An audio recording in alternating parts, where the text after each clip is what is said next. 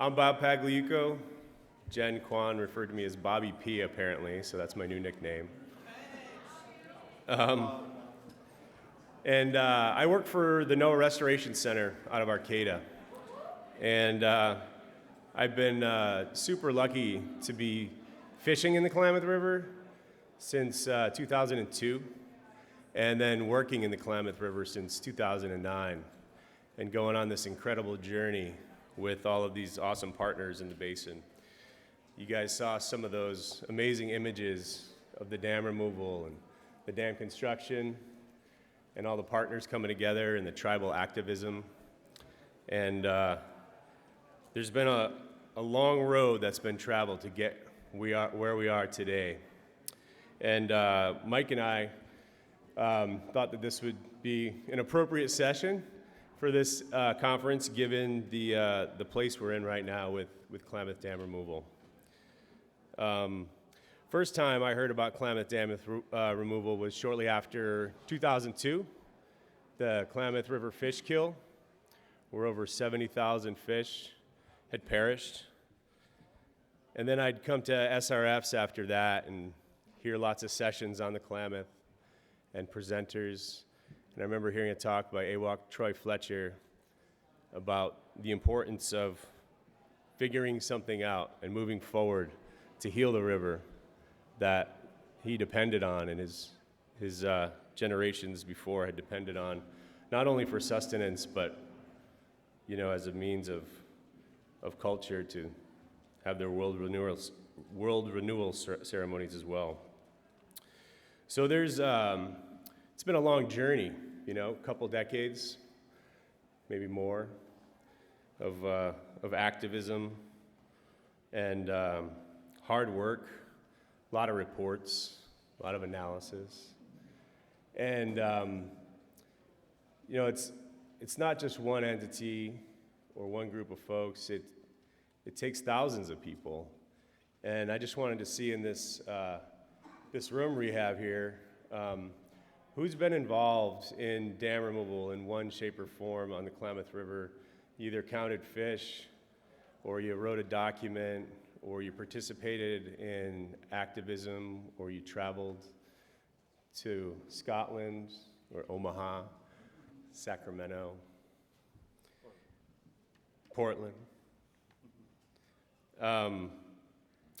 Anyways, I can't believe where we are, right? You saw those photos. This has been a long journey. And the river is running free. And I remember Amy Cordalis during her keynote last year, something just resonated with me, what she said. The river remembers, the water remembers. And when a couple colleagues of mine went up to go see that reservoir footprint and all those tributaries that I've been studying for the last 4 years become reborn again, that's the only thing that was just rattling around my mind. The river remembers, the water remembers. And you look down and you could see Jenny Creek carving out that channel, and you could see the cobbles and gravels, and just warms your heart. You could see Copco Springs coming down, 13 degrees, cold water that the fish are now going to have access to.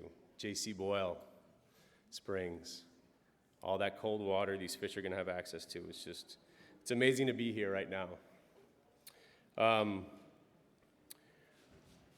So in the plenary, Mike and Mark did a great job talking about the Klamath in a broader perspective, and here we're going to try to bring it down in a little closer, in a more granular level. And you can see that we have 7 presentations in here. Hopefully we're going to have 7. We don't know about one of them just yet, but hopefully it'll work out. But nonetheless, we could not turn any of them away because they all are so important to telling the story that we heard this morning. So, we're going to go through where we are in the dam removal section with, instead of Mort couldn't make it, so Mark Bransom stepped up, and he's going to give that presentation. And then we're going to hear from Dave and talk about where we are with revegetation, maybe a little bit of monitoring information there as well. hopefully we're going to get a chance to hear from Brooke about water quality. And then we're going to hear about the science, some of the science that's kind of leading us to understand what we need to do, have these fish tell us what we should do. We can sit down and write plans as much as we want, but the fish always really are the ones that tell us what really needs to be done and where it needs to be done. So we're going to hear from Rochelle on that. And then we're going to hear from some future monitoring, current and future monitoring on how we're going to track these fish from Summer and Betsy today as well. And then the future monitoring, Damon and Taz are going to come up here and talk about this crusade that we're on right now to see how we're going to be able to measure the success of this amazing, largest restoration project in the world.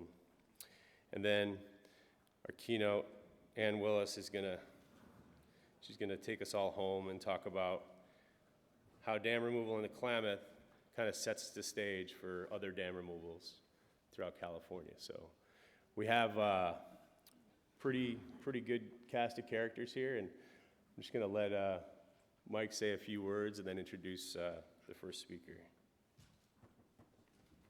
All right. Well, y'all heard from me a lot, so I won't say a lot more. I'll try not to repeat myself.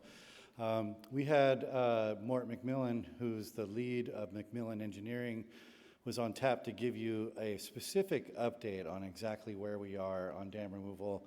But instead, you get Mark Bransom, the executive director of KRRC and all-around excellent organizer here to give that talk. And without any further, come on up, Mark.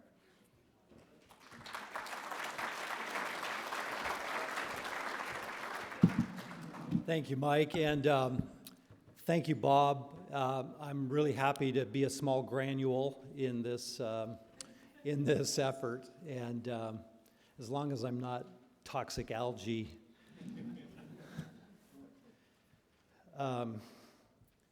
That's advancing things? Yeah, great, okay. Yeah, Mort sends his regrets and apologies, but you know, he's a businessman and he's got to do business, so he had to attend to some other things. Mort, you actually have other clients? I thought it was just you and me, man. Apparently he has other things to do. Okay, quick project overview. Construction on pre-drawdown, initial drawdown phase, and drawdown construction activity status. A lot of pictures, and I'm going to move through those fairly fast. But just a reminder, these are the 4 dams. J.C. Boyle at the top of the system, Copco number 1, Copco number 2 in the middle. Iron Gate Dam at the lower end, constructed between 1918 and 1960, built exclusively to spin turbines. No storage for agricultural or municipal users, or not operated for flood control. Yeah, we had to get permits, 70 plus approvals and agreements, 15 roughly at the federal level, 30 plus at the state level, 25 at the county level. As many permits or more as if we were building sites reservoir. So I would love to sit down with some of our regulatory friends after this project wraps up and talk about other ways that we might take a look at getting stuff done on the ground. But we're compliant with all our permits, so I guess that's good. We sent 16 management plans to FERC, a total of 54, including all the sub-plans and sub-sub-plans, that basically detailed for FERC exactly how we were going to do virtually every step of the project, through construction, through reservoir area management, through managing water supply, conservation measures, mitigation measures, diversion plan, you name it. FERC incorporated those into the license surrender order, and those basically serve in large way as our roadmap for how we are implementing the project. With those permits and all those management plans comes a lot of compliance and a lot of compliance management. So we have a master compliance database that gives us a 7, 30, and 90-day look ahead. We have over 1,200 individual line items in our compliance database that we track and delegate authority and responsibility for. And we're field-based driven. We take a look at what's going on the ground. We match that up with the look-ahead schedules, and the management team stays on top of all that activity, and a big shout out to that group. So we spent the time up to 2022 working through the regulatory approval and authorization phase of the work. We spent 2023 on a whole series of enabling construction projects just to get us ready for January, February drawdown, and then set the stage for the removal activities that are taking place primarily in 2024. And then Dave Kaufman from RES will talk more about this in his talk, but we're in the early phases of restoration, and then we go into a long period of adaptive management, maintenance monitoring, and reporting. Stages of reservoir drawdown, there are two.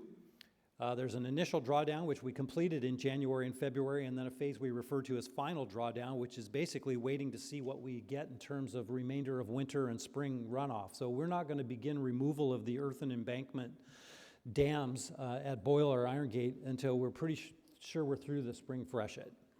We have to go to FERC in the middle of April and ask for their final authorization to do dam removal. We still have that significant outstanding approval to obtain from FERC, and if the Bureau of Reclamation is looking at potentially being up against flood rule curve in May at Upper Klamath Lake, we're not going to be on the May 1 schedule that we hope to be on, but we've got accommodations for that. We're nothing if not adaptable and nimble, and so we'll work through that. January, February, initial drawdown, wait to see what kind of, spring runoff, spring freshet we get started on the dam removal in earnest May. We've already gotten started on Copco 1 removal. That is a large concrete dam. We're not concerned if we overtop that with a large flow event, so we can go ahead. We've got authorization to do that, but we won't start on Boyle or Iron Gate. And then we get into the fall of this year and the dams are out of the river. We'll do restoration of the main stem of the channel through the hydroelectric reach, and our dam removal contractor expects to be demobilized from the site by November of this year. And then we pivot to the significant task of the ongoing restoration work. So pre-drawdown activities at the Copco complex. This is aerial looking down on Copco 1 center right and Copco 2 on the left. We did removal, obviously, of Copco number 2 dam. We did tree removal down through Ward's Canyon to clear the channel, primarily for a recreational safety, boater safety perspective, but also to just do a little bit of flow enhancement and some other improvements there. We did the volitional fish passage channel through Copco number 2 at the completion of the removal. We've done a significant amount of infrastructure, transportation infrastructure improvements just to get access to this difficult site. We spent some time doing dredging in the front of Copco number 1, and that'll become a little bit more clear, as to why we did that. And then, we did some work down at the base of the dam. We'll talk a little bit more about that. This is the barge and the dredging activity up against the upstream face of Copco number 1 dam last fall, and then the offloading of the barge in a dredging disposal area, which was located a little bit up Copco Reservoir above the dam. So why were we doing this? Well, many of you, I think, know that we drilled and shot a brand new 10-foot diameter tunnel through the base of Copco number 1 dam. This is a picture of the face of the plug after the last blast, which was 90 feet from the downstream face, moving up through the base of the dam, left a 12-foot plug there. We put about 100 feet of 10-foot diameter steel extension pipe at the downstream face of the dam so that when we initiated drawdown, we could move that water and sediment-laden water away from the toe of the dam so we didn't create any scour conditions. That 10-foot steel diameter pipe was not going to sit still if we didn't put some riprap and grout that riprap in. So a lot of weight on top of that pipe so it didn't buck and jump. This, of course, is the Copco number 2 site before demolition in June of last year. Small diversion dam that took all of the flow coming out of Copco number 1 and routed it into that diversion headworks that you see on the far side of the river left, on the far side of the dam there in the photo. And here it is after complete removal in January of this year and some riprap placed at the side of the old diversion intake works there. And then, of course, top picture pre-Copco 2 and lower picture when we opened up Copco number 1 and we sent water down through the Copco 2 site and down through Ward's Canyon for the first time in over 100 years. So pretty profound moment for the project. Copco 2 powerhouse, a couple thousand feet downriver from where the dam was located. Good place to build a dam, lousy place to generate electricity, so the powerhouse is actually downriver. We made significant progress on removing the penstock and doing other work there, and including filling in the tail race at the outlet. When I was mentioning in my remarks earlier this morning that some of the infrastructure on the project is expected to remain in place, this is one of those pieces of infrastructure, the Copco number 2 powerhouse, with a little bit of luck and some, urging and hard work. There will be some interpretive, some acknowledgement of Shasta peoples and their history in this reach of the Klamath River, so I'm really optimistic and hopeful. Initial drawdown schedule, so January 11th, following on some operational work that Pacific Corp did, we opened up the gate at Iron Gate and initiated drawdown there. About a week later, we went up to J.C. Boyle in Oregon and blasted open the first of 2 culverts under the spillway section of J.C. Boyle Dam. It took 17 hours for J.C. Boyle Reservoir to completely drain out. And then on the 23rd of January, we blasted open that, we took out that last 12-foot plug of that concrete adit at Copco number 1 and got it drained out. We had done some operational things prior to initiating that drawdown that resulted in the reservoir drawing down more quickly than we had anticipated, but everything went really, really well there, and the conditions that we continue to observe downriver are consistent with everything that we had anticipated. This was the moment of blast at the J.C. Boyle low-level culvert to initiate drawdown there on a snowy day, and as I said, came down within 17 hours. So this photo was taken a little bit later, but this is basically the Klamath River back in its historic channel and flowing through, through the Boyle Dam.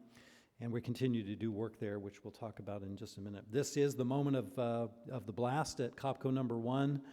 You see the first a little bit of concrete rubble and a lot of water and sediment coming out of that 10-foot diameter steel pipe. But you also see dead center in the picture water about 125 feet in the air that came through the 36-inch diameter manway that was placed on that tunnel to allow access, because there was a guy with a backpack, full of explosives, and he went down through that manway and made his way 90 feet up to the face of the dam and inside that 10-foot diameter concrete tunnel, and he packed those pre-drilled holes with 30-plus pounds of explosives and got out of there. Governor Newsom called and said, "I'd like to push the button to detonate the explosion." I said, "I think the guy who just came out of that tunnel is the guy who gets to push the button." Governor said, "I agree. Have a good time. We're supporting what you're doing up there." 3,000 to 4,000 CFS probably coming through that tunnel at the initiation of drawdown, something like that. It might have even gone higher than that. I can't remember the exact number, but it moved a lot of water. This is a view of the upstream face of Copco number 1 after the drawdown was complete. You see some of the old historic infrastructure there. You can see some big yellow iron in the upper left of the picture, some excavators that we positioned, and I've got a photo of that to work with the old historic diversion tunnel. So they built a diversion tunnel, through the rock to route the river around the construction site, and we're going to basically reverse engineer this process, open up that historic diversion tunnel, and route the river around the construction site while we take the dam down. People say, well, why didn't you just open that tunnel up instead of, drilling this brand new tunnel and doing, all that effort? We had no sort of real sense for the hydraulic and structural capacity and integrity of that historic diversion tunnel. They put gates on the upstream side, they plugged it with concrete. So from an engineering and constructability perspective, what we had to do was make a decision: do we go in and open that tunnel up, estimate and analyze the structural and hydraulic integrity and do any improvements, or do we just build our own new tunnel through the face of the dam? And that was the alternative that seemed to be the lowest risk and to fit best with our plans. You can see the historic cofferdam lower left there that was built to route the river around, and we're going to utilize that historic cofferdam when we get that tunnel fully open and ready. This is a view of Copco Reservoir after drawdown, looking back up through the reservoir, and the Klamath River occupying its historic channel.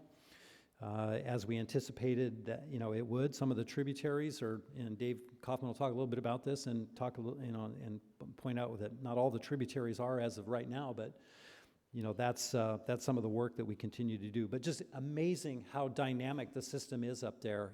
Every day, you drive up and down Copco Road, and things are changing. It just, wow. I mean, what can you even say? To drive around up there and see how dynamic the system is and how the river is already putting itself where it wants to be and coming back to life. And, it remembers, right? I mean, here's 100+ years of, unnatural sort of hydrology and hydraulics and biology and ecology, and we're coming back, and the river is coming back, and it's just profound. Amazing to see the side slopes of the reservoirs and expose these areas and know that we're going to, do some good work on those to stabilize sediments and so on. Looking downstream toward Copco Dam from Copco Cove just a couple of weeks ago, and still moving some sediment. The Bureau of Reclamation with NOAA Fisheries and the tribes have been running a series of pulse flows to try to recruit additional sediment. I think based on seeing some diminishing returns after 3 weekly pulse flows, we're going to see sort of a stable flow coming through. But I think those pulse flows were effective. The preliminary provisional data suggests that we moved a lot of additional sediment. We had kind of a dry condition as we were doing the Copco Reservoir drawdown, and we just didn't get the mobilization and evacuation that we had hoped to. We want to move it as much as we can this winter, so that we don't see these turbidity spikes in months and years to come. So the assisted sediment evacuation, where the hell did that come from? The assisted sediment evacuation and other things we're doing is really helping with that.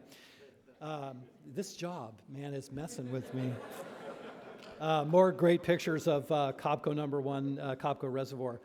Iron Gate, looking down at the dam and the reservoir at the end of December before Christmas, Klamath River at the low-level outlet. So we opened up that low-level outlet tunnel, 57-inch gate on a 9-foot diameter tunnel, opened it all the way up, and there she ripped. And, it drew down on time. With these pulse flows, we've had some refill. And that's okay. We're able to manage that. The Bureau and NOAA Fisheries have been really great about working closely with us for purposes of making sure they understand our operational opportunities and constraints, and timing things and managing the flows well to really help us out and prioritize the dam removal schedule. And of course, that's very much appreciated. And we similarly want to accommodate some of our mutual goals around fish and sediment and other things. Looking down at the dam and a few of the other features around Iron Gate a couple weeks ago, demonstrating sort of how the reservoir has been refilling with these pulse flows. Tributary reconnectivity. This is Scotch Creek, Camp Creek confluence with the river. Creek's on the left, river flowing from the top of the picture to the bottom. We've got, again, the reservoir refilling. So we're seeing the river backing up to these tributaries. We're getting some deposition again, new deltas, and then as the reservoir comes back down, we're getting the, cut back down through and flushed out. Jenny Creek, a really critically important tributary, and this is a location where Rez is doing some of that assisted sediment evacuation, and to watch it is among the most dynamic of the systems that we're observing, and it's just been remarkable to watch. Jenny Creek, again, river coming, from upper right to lower left. Jenny Creek on the left side of the photo, flowing into the Klamath River. Broad floodplain area there, and a lot of potential. Really looking forward to seeing how the tributary work continues. And then looking downstream of Jenny Creek down the river a couple of weeks ago. Facilities removal. So again, at Boyle, a good place to build a dam, a lousy place to generate hydroelectric power, just like at Copco number 2. So we've got this earthen embankment dam you see on the left of the photo. We've got the culverts under the spillway and the concrete spillway section on the right. Then we've got that big inlet pipe that delivered water to the power canal, runs 2 miles down the contour above the river.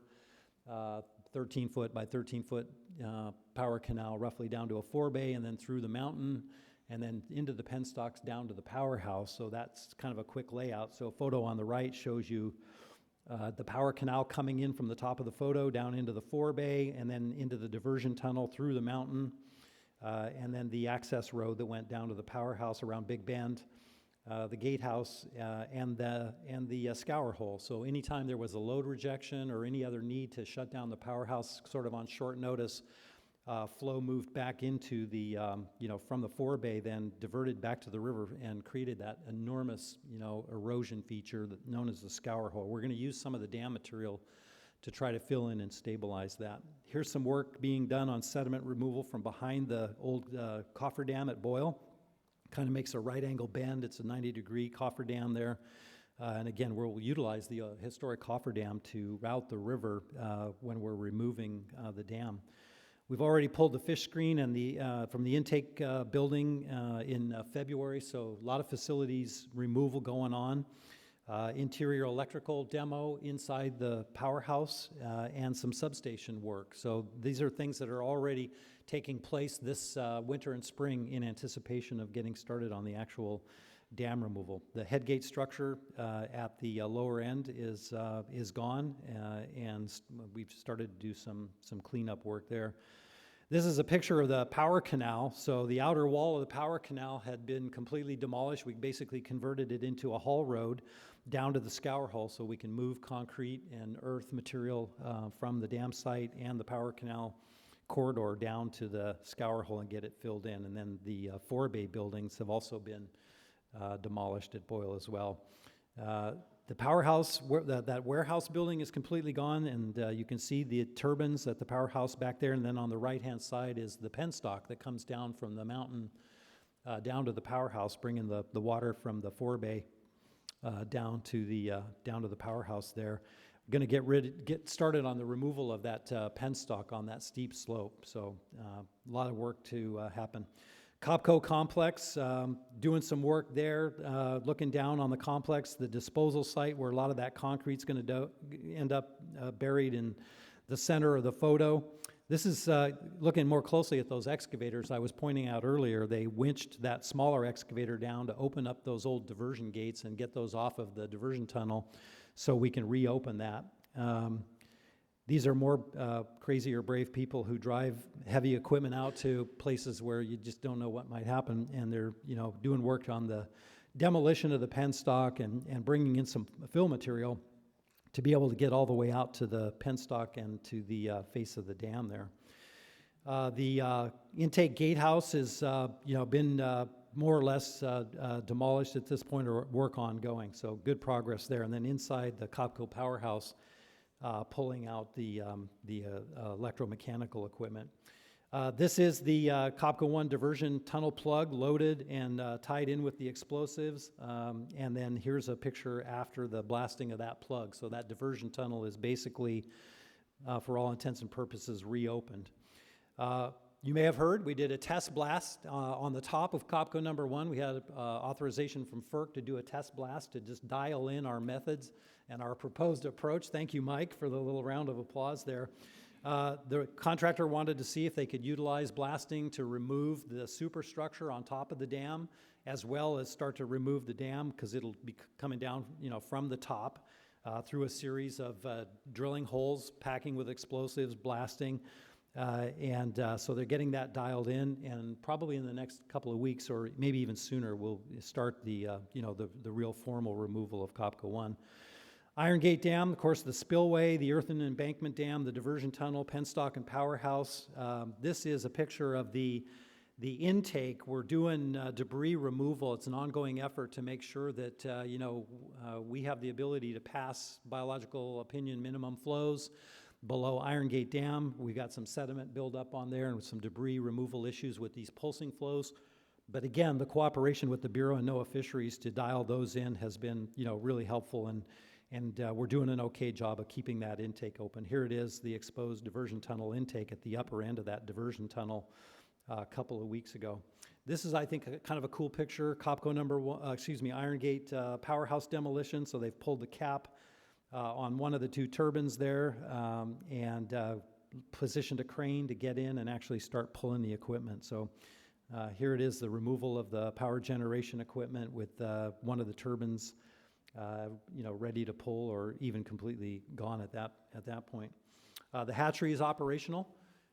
So Pacific Corp's funding 8 years worth of hatchery operations at Iron Gate, at Fall Creek, because obviously the Iron Gate hatchery is no more in terms of fish productivity, but this is a CDFW responsibility, but good work to get that hatchery facility in place.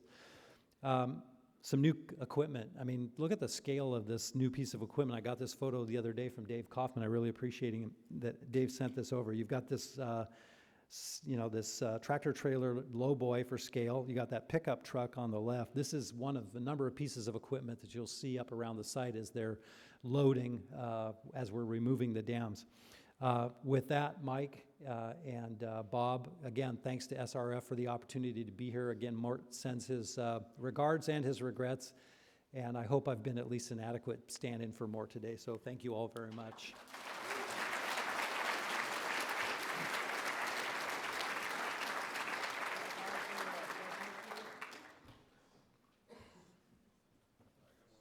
Yeah, Brian. All those firm recording requirements, what you're going through this process, are those new?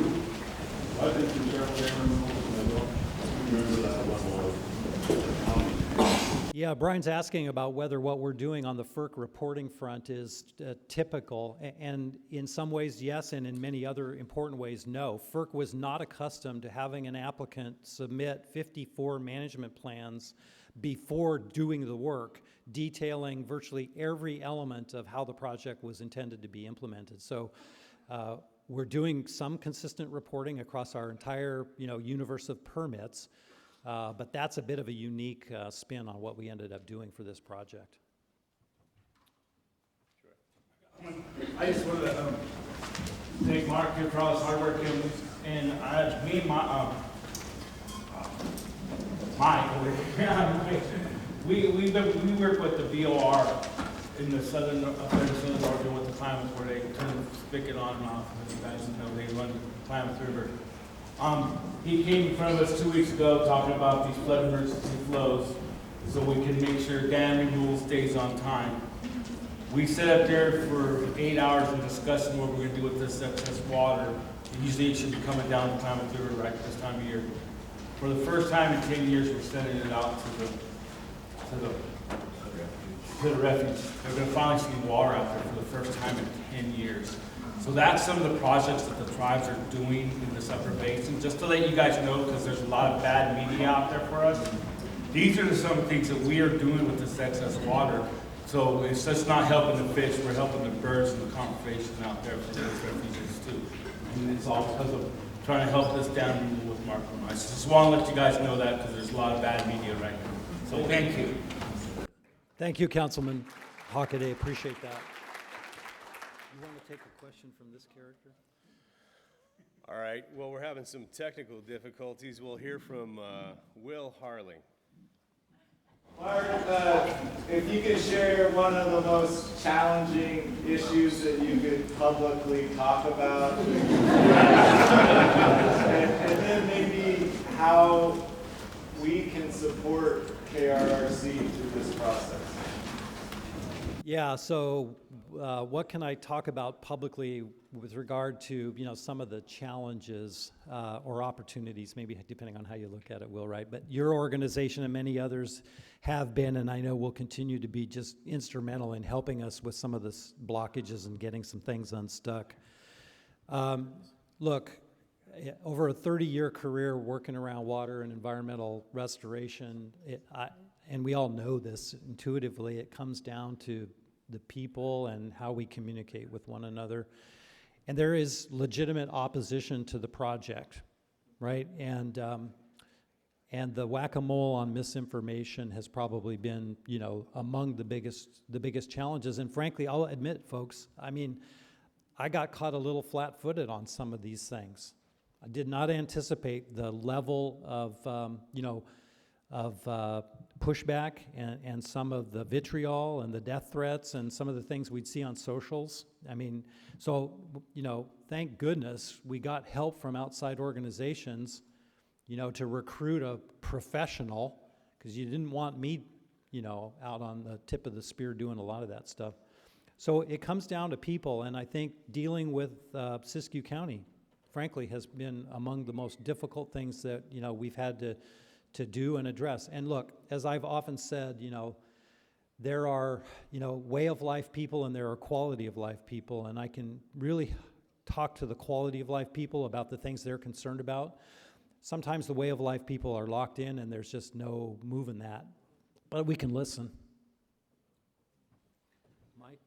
All right, I'm sorry, we'll have to take questions, other questions later.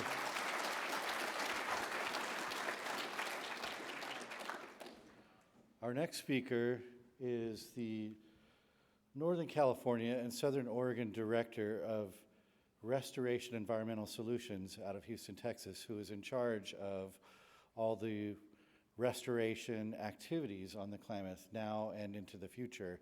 Not only does RES perform the activities, but they also guarantee them and underwrite the liability moving into the future, which makes them quite unique. Without further ado, straight out of Texas, Dave Kaufman. Thank you, sir.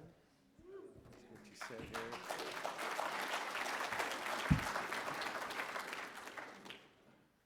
I thought I was going to get to stand up here and y'all listen to me drone on without a presentation there for a minute. Kind of sad. That would have been fun. So first off, thank you for the invitation. Thank you for having me. And on behalf of RES, thank you for the opportunity to help with this project.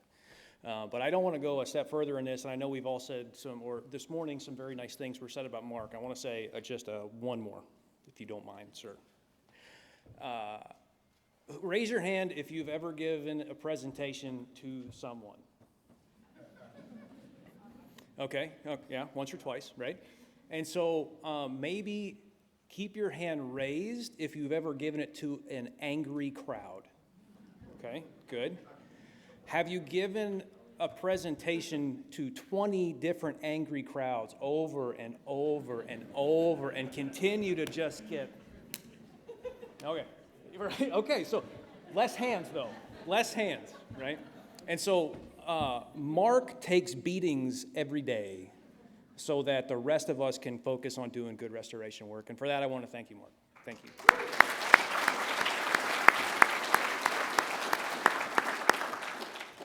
So here we go.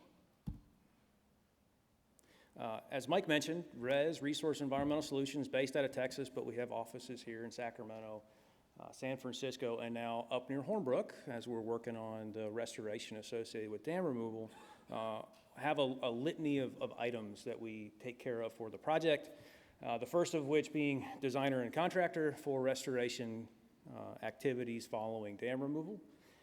We supported that massive regulatory process that Mark mentioned earlier in development of management plans and of receiving permits by justifying that restoring rivers is a good thing, right? That was kind of the biggest hurdle to cross when it came to dam removal.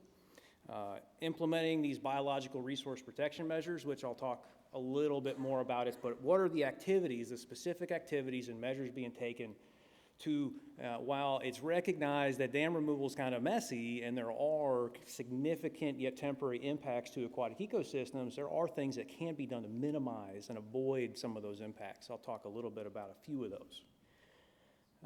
Long-term monitoring and maintenance to meet performance criteria is getting to the crux of what Mike mentioned earlier, which was our fairly unique ability, or RES's unique ability, to guarantee ecological success.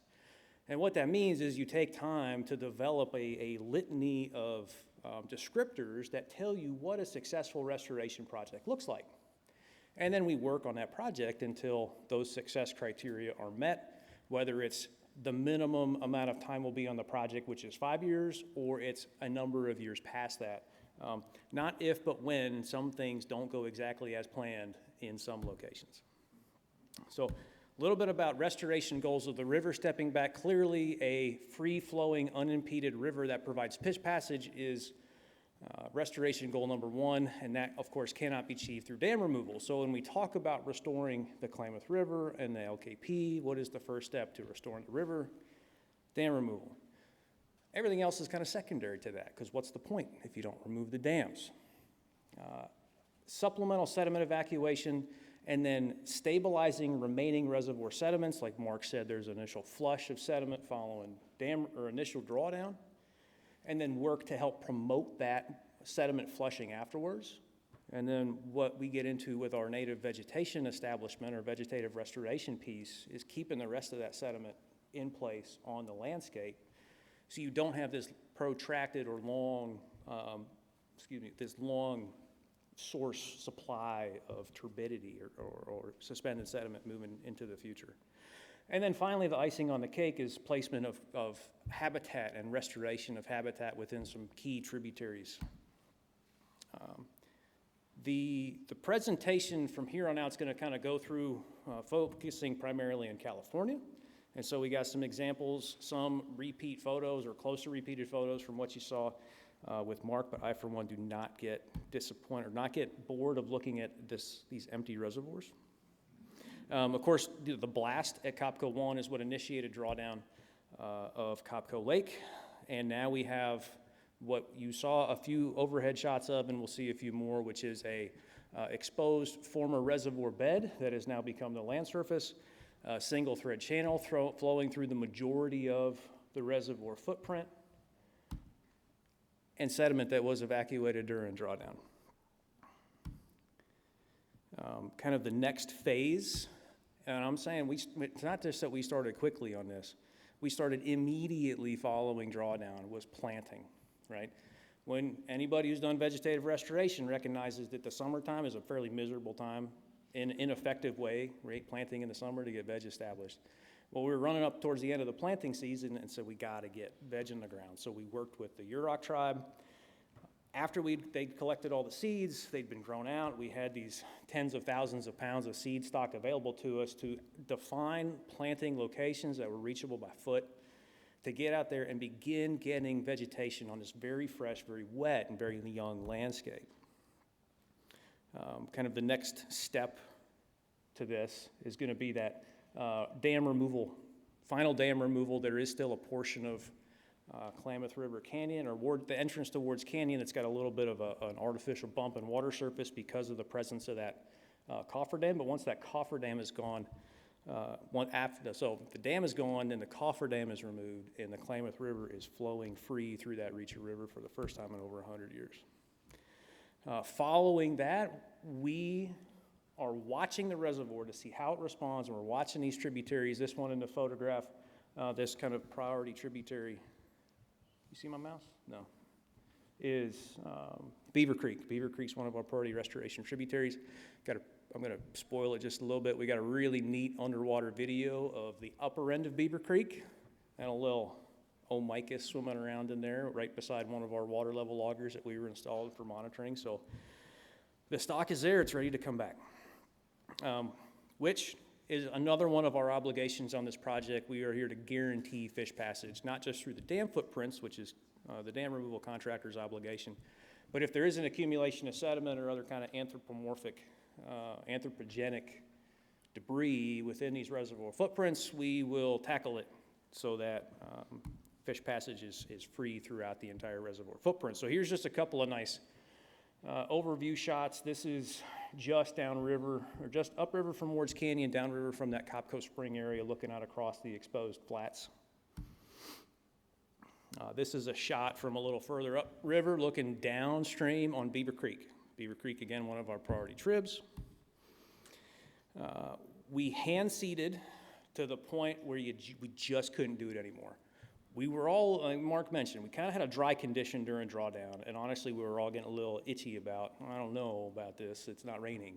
And then it started raining, which kept the reservoir sediment wet, which was great because of the amount of germination we were able to see in these plants, but it kept the reservoir sediment wet, and we couldn't walk on it anymore. So we did, 2 weeks ago, contract with a local helicopter to finish off the seeding effort across the reservoir footprints in the areas we just couldn't get to. And here was the first photo I got to take of germinating seeds, which was pretty exciting. This is off of this is Copco Lake over off the Mallard Cove boat ramp, one of the earlier places to be seeded.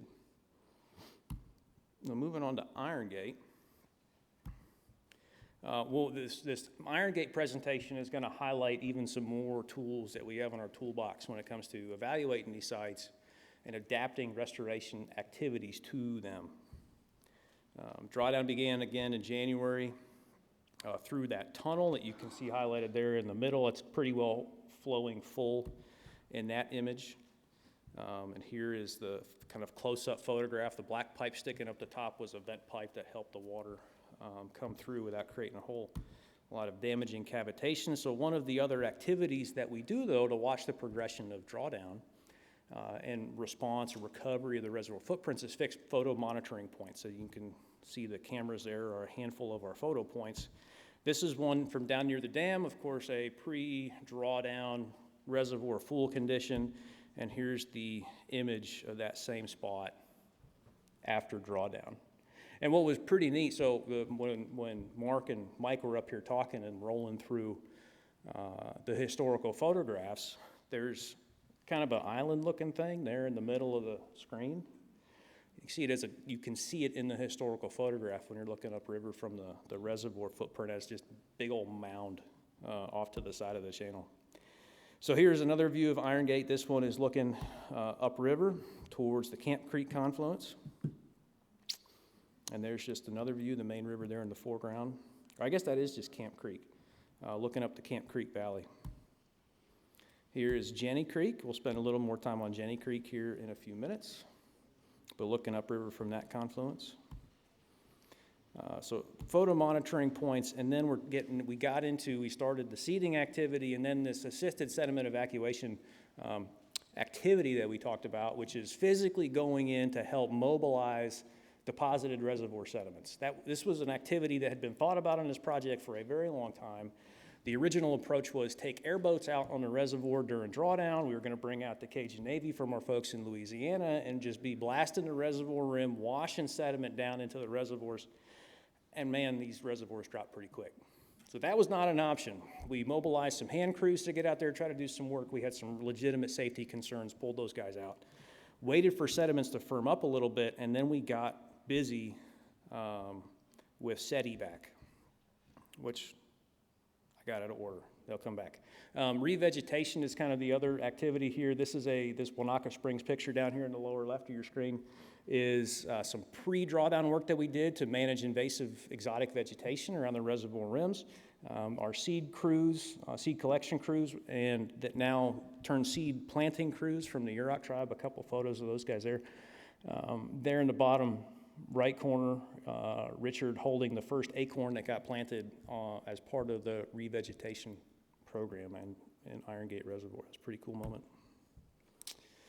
Assisted sediment evacuation. Here, this is going to be the example from Jenny Creek. This is looking downstream of the bridge. We use a lot of, as you can imagine, aerial data collection to evaluate what in the world is going on at a very rapid pace. And so we're currently collecting at least weekly overflights of or photogrammetry, so we can evaluate the changes in the topography or the surface, the ground surface over time. One, how effective are we being in mobilizing sediment through these activities? Two, just what is happening out there. We've seen over a foot of deflation of this reservoir sediment over the 2 months it's been exposed. So just from a loss of water content, shrinking drainage, lateral drainage out the side. And then here's the first kind of yellow iron in the reservoir footprints doing restoration. Like I mentioned, we recognized pretty quickly that this hand approach or the low impact approach to sediment evacuation just wasn't effective at the scale it needed to be. And then when we were finally able to access Jenny Creek, it became very apparent that the stuff that was locked in the delta, which is the portion, the area where flowing Jenny Creek meets Iron Gate Reservoir, called the delta, because it's just dropping sediment like crazy since the reservoir was impounded over 60 years ago. Right at 60 years ago. All that stuff, that sand, gravel, and cobble is the sediment that has been starved from the Klamath River since 1918 when Copco Lake went online. And so we put in a lot of extra effort recognizing the dual benefit here of three benefits. Move reservoir sediment out of these areas where there's just way too much of it to achieve a stable stream system following final drawdown. to put that beneficial sediment back in the river. We got spawning gravels plus the sand that scours the beds, that keeps the annelid worms down, that knocks out the sea Shasta. And 3, like Mark alluded to, there was so much sediment piled up there, Jenny Creek didn't know what it was doing.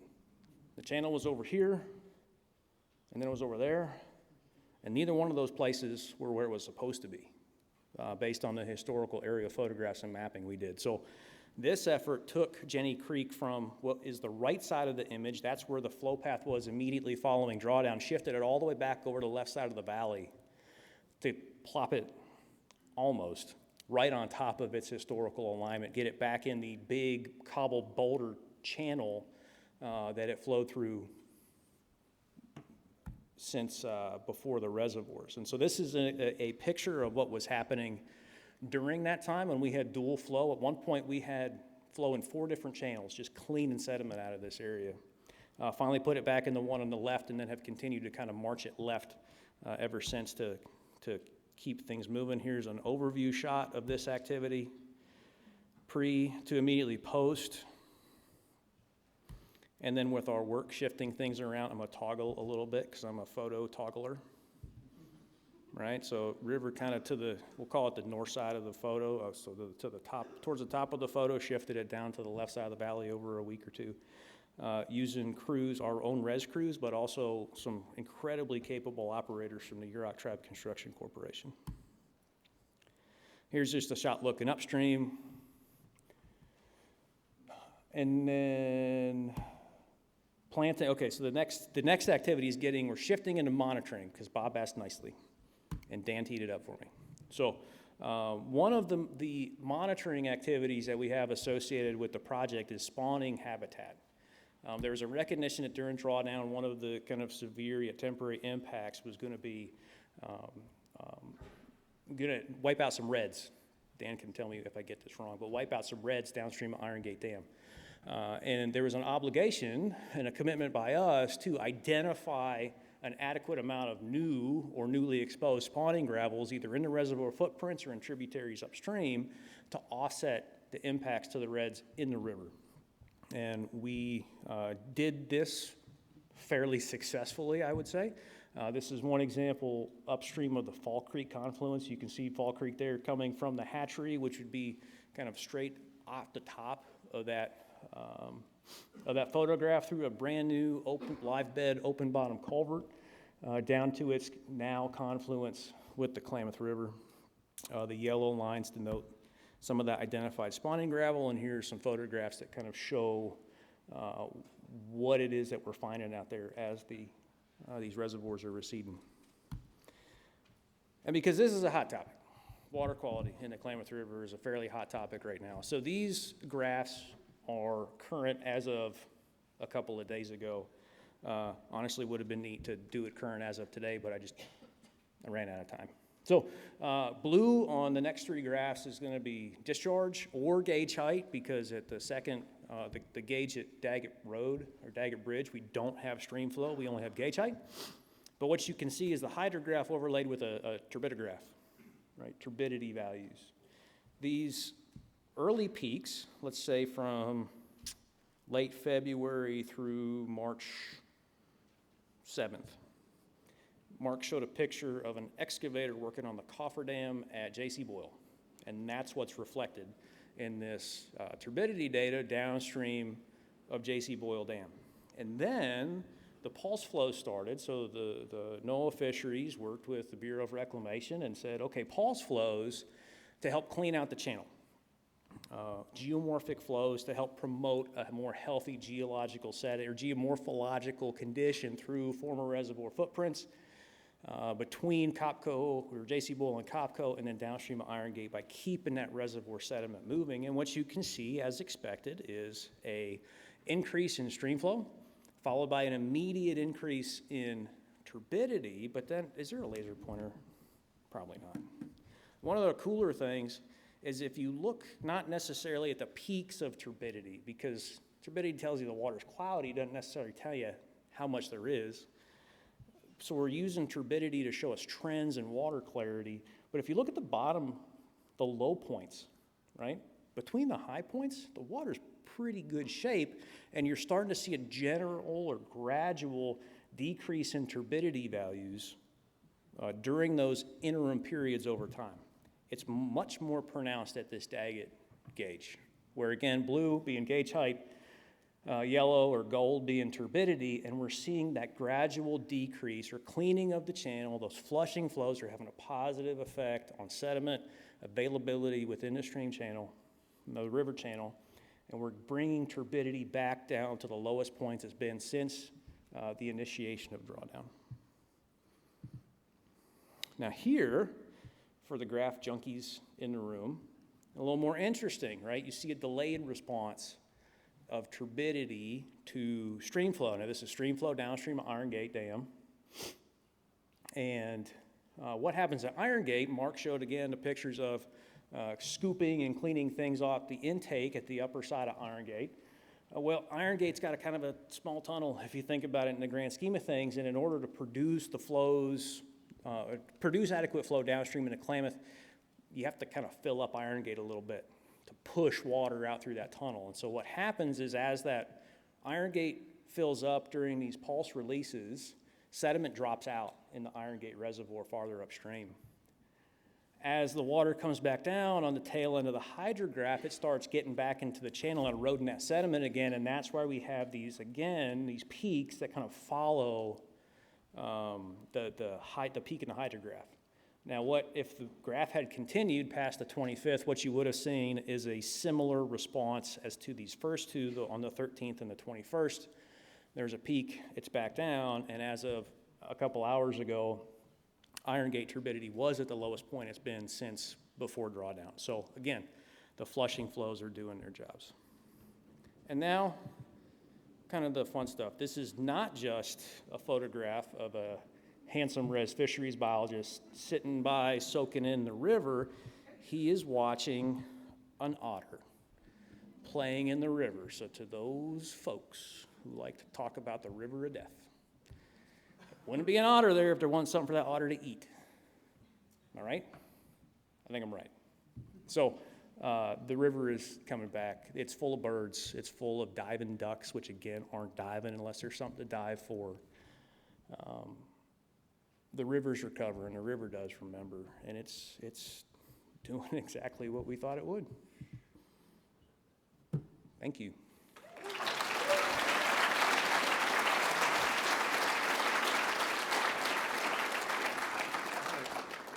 Time for a couple questions, or are we short? All right. All the way back. So, I watched a documentary a few days back, also learned more about Owen's Lake, but 1913 when Mulholland drained Owen's Lake, we had a problem with dust and like silicosis. I just didn't know if there was, I don't know if that at all applies to the draining of the reservoirs, but is there any fear of silicosis or toxic dust whatsoever? And like besides reseeding, is there any other methods to take care of that? Anytime you have an exposed agricultural field, which is essentially what these things are right now, there's potential for dust, for blowing dust. Right now, the vegetation, the plantings are responding, the vegetation is taken off, and that vegetation, when it's established, will preclude the ability for dust to form. In the event it does, we do have some measures available to be put in place to take care of it. What are those measures, if you don't mind me asking? They include watering, right? Widespread irrigation. They include things even above and beyond that that we can get into afterwards, but not right now. Am I fielding or you guys? You go ahead. I'm skipping you, Will, this time because you asked one already. You think so too? Where's the water coming from for your flushing flows? Keno Dam and Upper Klamath Lake. So that's a NOAA Fisheries in concert with the Bureau of Rec. NOAA Fisheries has a volume, why am I saying this? You're way better at this than I am. They have a volume of environmental water, right, that's stored in the Upper Klamath Lake, and the NOAA Fisheries works with the Bureau to release it. And so instead of releasing it in one fell swoop or one big pulse like has been done in prior years to help scour the riverbed and improve fish health, it gets released in smaller pulses, and it's flushing sediment out more effectively. Okay. We got time for one more. I was impressed with your show. I'm wondering if you're getting this across to the dam hunters that Will referred to yesterday in the policy discussion. As we can, and as they'll hear it. That's one of the things that I know Mark runs into is an unwillingness to listen. And so as the opportunities are given, we do share this information. Yeah, and I think you heard Bink say earlier about credit to Ren. She has been going to community after community and making these presentations to not always friendly audiences, but doing her best to do exactly this kind of information. All right. Thanks, y'all.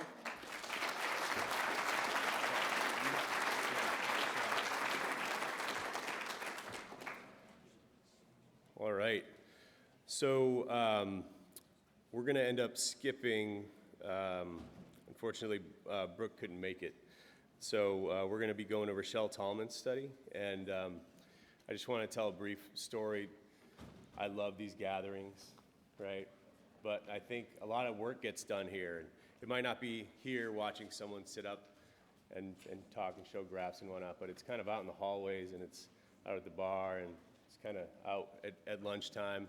That's when it really happens. And this project is a result of lots of conversations we've had at a bar after a field tour in Upper Klamath. Hey, why don't we just take some fish and throw some pit tags in it? USGS already has a network up there, and just see what happens, see where survival is limited.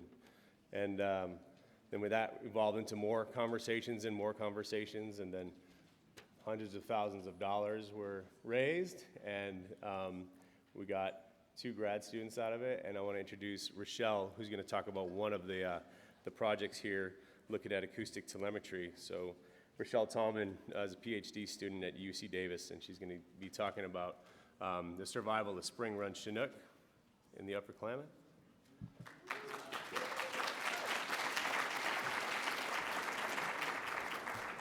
Hey everyone. So yeah, my name's Rochelle. I'm a PhD student at UC Davis. I work with Dr. Andrew Ripple and Dr. Robert Lusardi, and today my talk is about survival of spring run Chinook salmon released in the Upper Klamath River Basin. So I know a lot of you guys probably know this map by heart, but the reason I like to show it is because although 1 dam has come down and 3 are currently coming down, there are still 2 dams on the main stem of the Klamath River. And so when it comes to reintroducing spring run, which is a huge conservation goal of this project, they're gonna have to be able to navigate these 2 dams in order to make it out to the ocean. And so I always like to remind people, like, we had a huge victory, but there's still 2 really big obstacles for these little guys to make it out to the ocean. Before we get too into the science, though, I also like to take a minute to kind of get people oriented to the Upper Basin. So this part of the Klamath is the ancestral homeland of the Klamath, Modoc, Paiute, and Yahoo-Skin tribes. And going into it, looking at what's happened in the last 200 years within this basin, between the 1800 and 1900, this is really where we see European colonization and the start of issues with water and land rights in this part of the basin. Between 1900 and the 1960s, these are when the dams were created. This is how we know them today, and during this time, especially with COPCO 1 in 1918, this effectively cut off the spring run from accessing their spawning grounds in the Upper Basin. At the same time, we're also dealing with the removal of indigenous rights. So starting in 1954, we have the Klamath Termination Act. And what this is, it actually took away the sovereignty of the Klamath tribes and took away their reservation lands. It wasn't restored until 1986, but they never did receive their reservation lands, even until this day. It was also during this period that the tribes realized that 2 really important fish species of theirs, which are the short-nose and the lost river suckers, were doing really poorly. So they decided to no longer harvest them. And it wasn't until 1988 that these 2 fish species actually got their ESA listing. Now coming into my lifetime, starting in '93, this was the last successful recruitment of the suckers. So I know there's a bunch of you guys today from the Upper Basin. You guys are doing awesome work. There's doing a lot of conservation to try to save these species from extinction. But bringing it back to salmon, a lot of you guys remember the 2002 salmon fish kill, which was a huge motivator in trying to get these dams down even more. Going into the 2010s, we had the 2 settlement agreements with the KHSA being signed in 2016. And then we've got some good news. In 2022, Oregon Department of Fish and Wildlife released some of the first spring runs back into the upper basin in spring of 2022. You guys know last summer, Copco 2 was removed, and then currently we've got J.C. Boyle, Copco 1, and Iron Gate currently coming down. And if you missed it in the plenary session, I included like a really short clip of what happened at J.C. Boyle, which is pretty cool. But getting into these dam removals, it still brings up the question of what are we gonna do about these spring run? So yes, the dams are coming down, but how are they gonna survive within the upper basin? So for my dissertation work, we looked at 3 really key points of interest, which is the Williamson River, the Wood River, and Link River Dam. So for those of you who are unfamiliar, the Williamson and Wood River are some pretty cool rivers. They're spring-fed, which means they're super cold. They get very consistent flow conditions all year long. And historically, this is where the spring run used to spawn in. And then Link River Dam is gonna be the first big barrier that they're gonna have to be able to navigate in order to get to the ocean. So going back to the Klamath River Basin, my study took part in this rectangular shape around Upper Klamath Lake. Zooming in, this was our actual study area. So you can see here, we had 2 release sites of fish, one on the Williamson, one on the Wood, and all these dots that you see sprinkled throughout was where we placed acoustic receivers to track these fish through time. And what we were hoping to do is actually estimate their survival, particularly at the mouth of each river, as well as upstream and downstream of Link River Dam. When you look at the legend, you'll see it says single and dual array, and that might not mean much, but what it actually means is just how we deployed our receivers. So in the upper right-hand corner is what we refer to as a single array, which means our receivers were deployed as either one or as a single line spanning the width of the river. In the bottom photo is what we call a dual array, and these are where you have 2 rows spanning the width of the river, and you generally put these in key points of interest.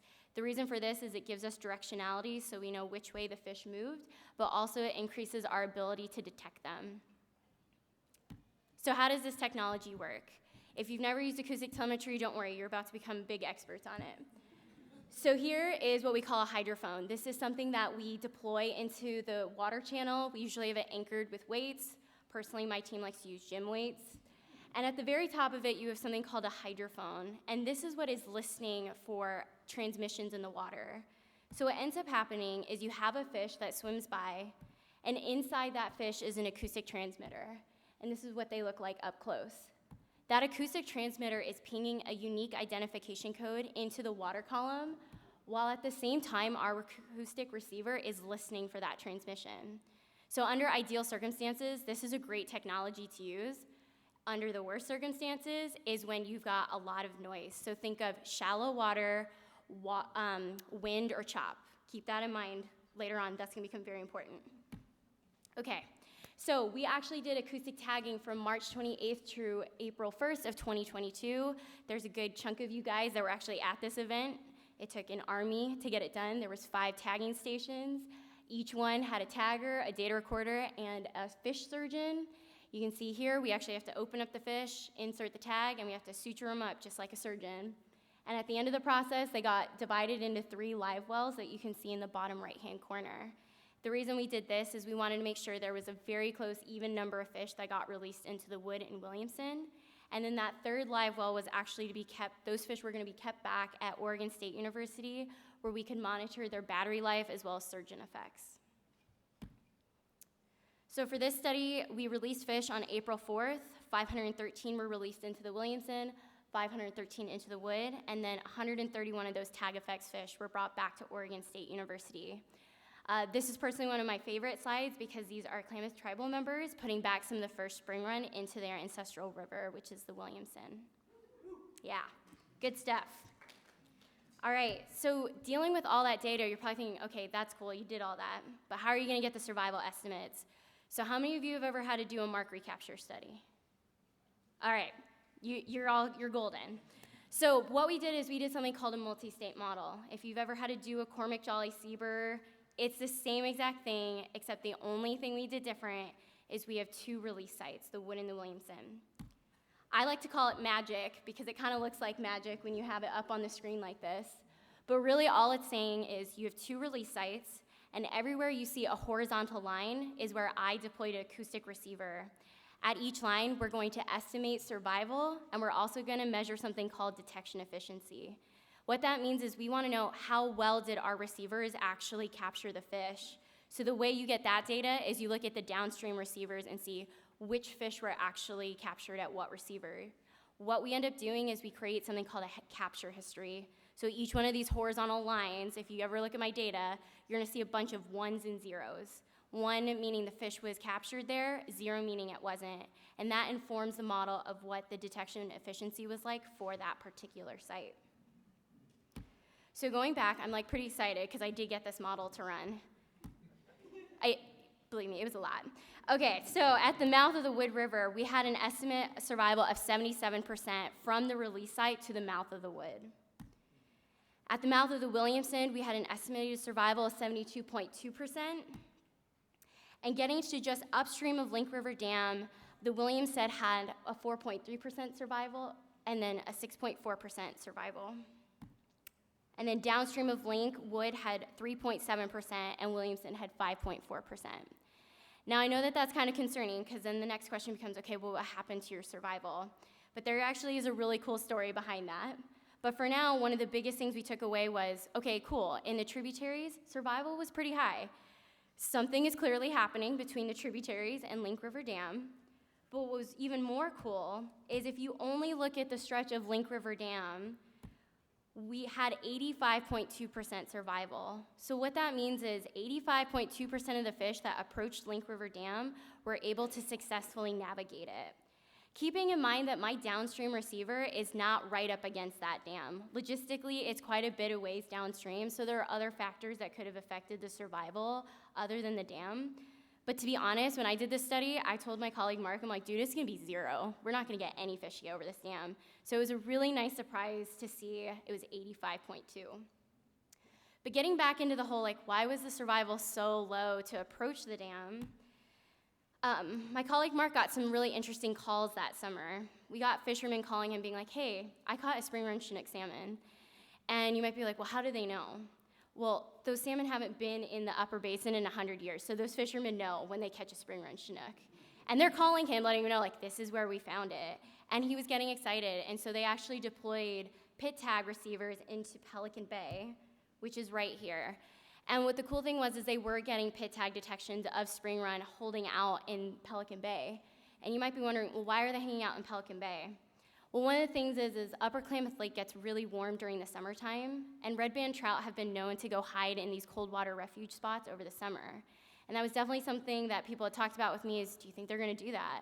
And it turns out some of them did actually go hang out in Pelican Bay, and that's definitely something going forward people are interested in knowing is what percentage of fish are actually deciding to hang out in cold water spots versus out migrating from the upper basin. So takeaways and future directions. So just as a recap, survival was high through the Wood and Williamson rivers, but it decreased a lot through Upper Klamath Lake. And that low survival might actually be because they were in these cold water refuges. And at the time, I just didn't have acoustic receivers in those spots to track them at the moment. But we did find that survival through Link River Dam was high, which was a very cool finding, and I know I personally was very happy to see that. Future directions. One thing I'd like to do is to actually recalculate these survival estimates. So one of the awesome things about this project is it was super collaborative, which meant, each tag that I got, most of them were actually donated to the project. But that also meant there was different battery capacities, and I want to be able to account for those different battery capacities to see maybe my survival estimates might be just a little bit higher because maybe the batteries died before the fish got to a receiver. The other thing I think future studies could look at is estimating the summer use of cold water habitats by spring run Chinook. So the following year, we did another telemetry study where we actually did put out acoustic receivers into Pelican Bay, and I'm hoping that we can actually look at that data and see what percentage of fish actually use that habitat over the summer. Future studies could look at deploying acoustic receivers within other cold water areas in the upper basin. So although I highlighted Pelican Bay, there are so many other cold water spots that these fish can go hide out in. And if we really want to get at that answer, I think it's really important we actually outfit those cold water spots to figure it out. It would also be really cool to deploy more acoustic receivers within Upper Klamath Lake. I know everyone kept asking me if I could deploy receivers there, but if you've ever been in the Upper Basin, it's a really wide lake. And remember when I said that acoustic receivers do not play well in shallow water? It's a really shallow lake. So there's some logistical issues with trying to get acoustic telemetry to work in something that wide and that shallow. And then most importantly, I think it'd be really cool if a future study looked at estimating survival from the upper basin where these fish are released all the way out to the Pacific Ocean. So I just wanted to do a special thank you to two people in particular. They're not here today, but I want to give a special shout out to my colleague, Mark Hereford. He is the reintroduction coordinator, and without him, I could have never been able to work on this project. He put everything together. He got a whole bunch of people to help me out. Some of those people are in this room. And I also want to give a shout out to Shawnee Rich, who's a tribal biologist with the Klamath Tribes. She actually went over maps with me where we were looking at people's backyards to figure out whose backyard I could go put equipment in. And with that, I'll just leave you guys with the land acknowledgement for this project. But other than that, thank you.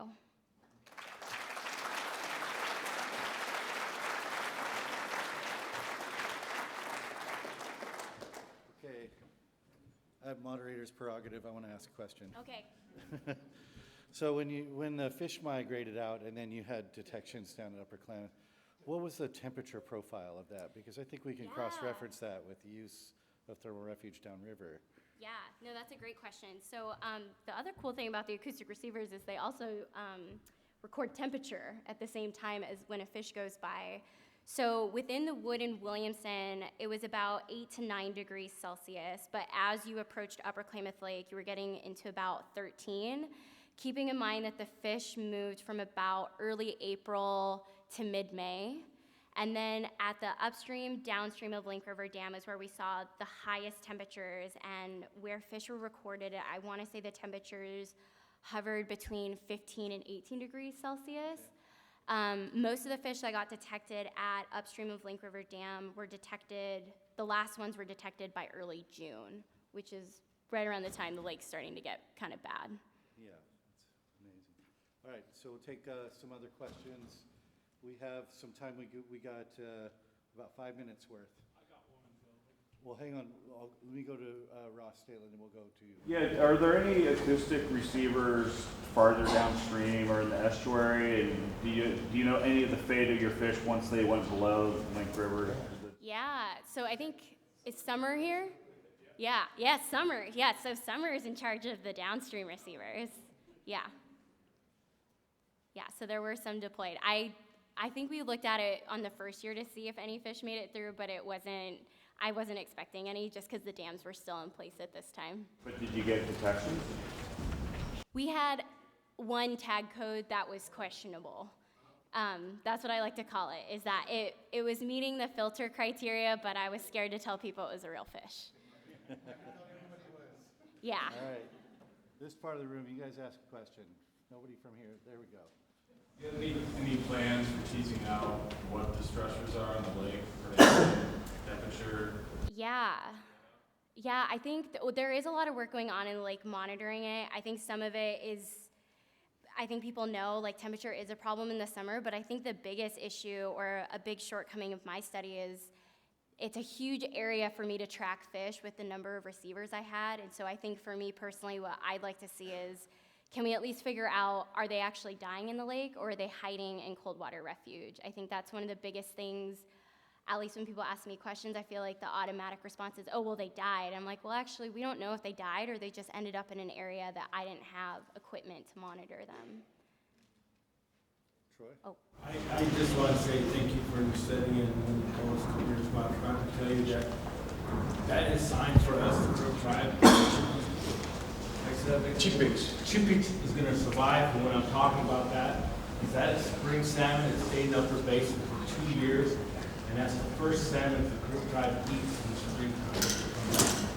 And so that gives us faith that this is going to work for our people, and appreciate all your studies. Oh, thank you. For those of you, is this on? This isn't on. Could you repeat that? Cheapage? I feel like I should not be able to repeat it.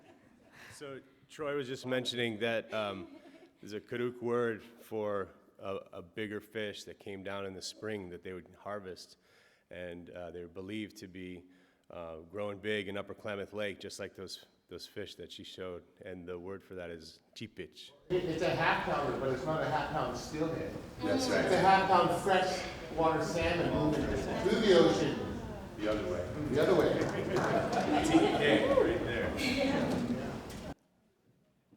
Yeah, and I'll say, I actually did a lot of work on Upper Klamath Lake, and before it turns in June, that lake is incredibly productive, and it doesn't surprise me at all that I saw those pictures of those fishermen are holding. Yeah. I'm like, whoa, those are some fatties right there. So we believe there's a lot of potential in Upper Klamath Lake for this to happen again, even now, even as it's having problems. All right, one more. Andy? Yeah, I hope maybe you can't answer this, but I know that there's at least 10 people in this room that are involved in the Russian eel thing, because of the same thing. Right. And I wonder how much of this is transferable. You'd say this a hell of a lot. Yeah, are you talking about like using that technology? Yeah, I mean, it is transferable. I think the hardest part actually with this study, and I kind of highlighted it, is the tags are really expensive. So I give a major shout out to Bob, because Bob had to get quite a bit of money to do this project. They're like they're like $250 a piece, and that's usually the limiting factor with these studies, is to get enough tags to do it. But I lucked out because of COVID. The Central Valley had a stockpile they weren't using, and they donated them to the project. So that's how I was able to get over 1,000 fish tagged. All right. Well, thank you so much. Thank you.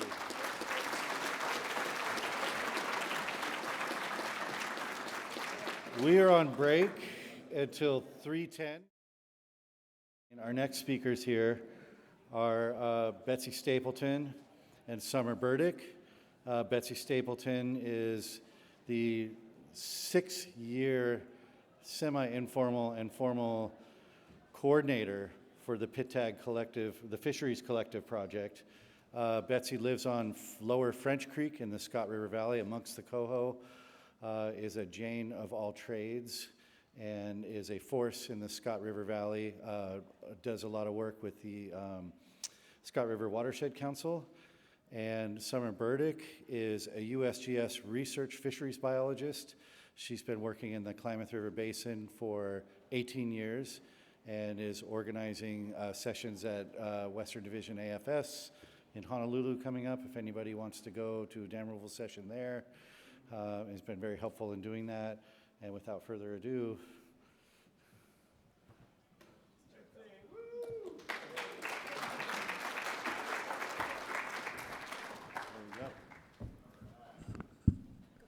Okay, Summer and I are here to talk to you about the Klamath Basin Fisheries Collaborative, which is a group of tag placers and researchers for fisheries across the Klamath Basin.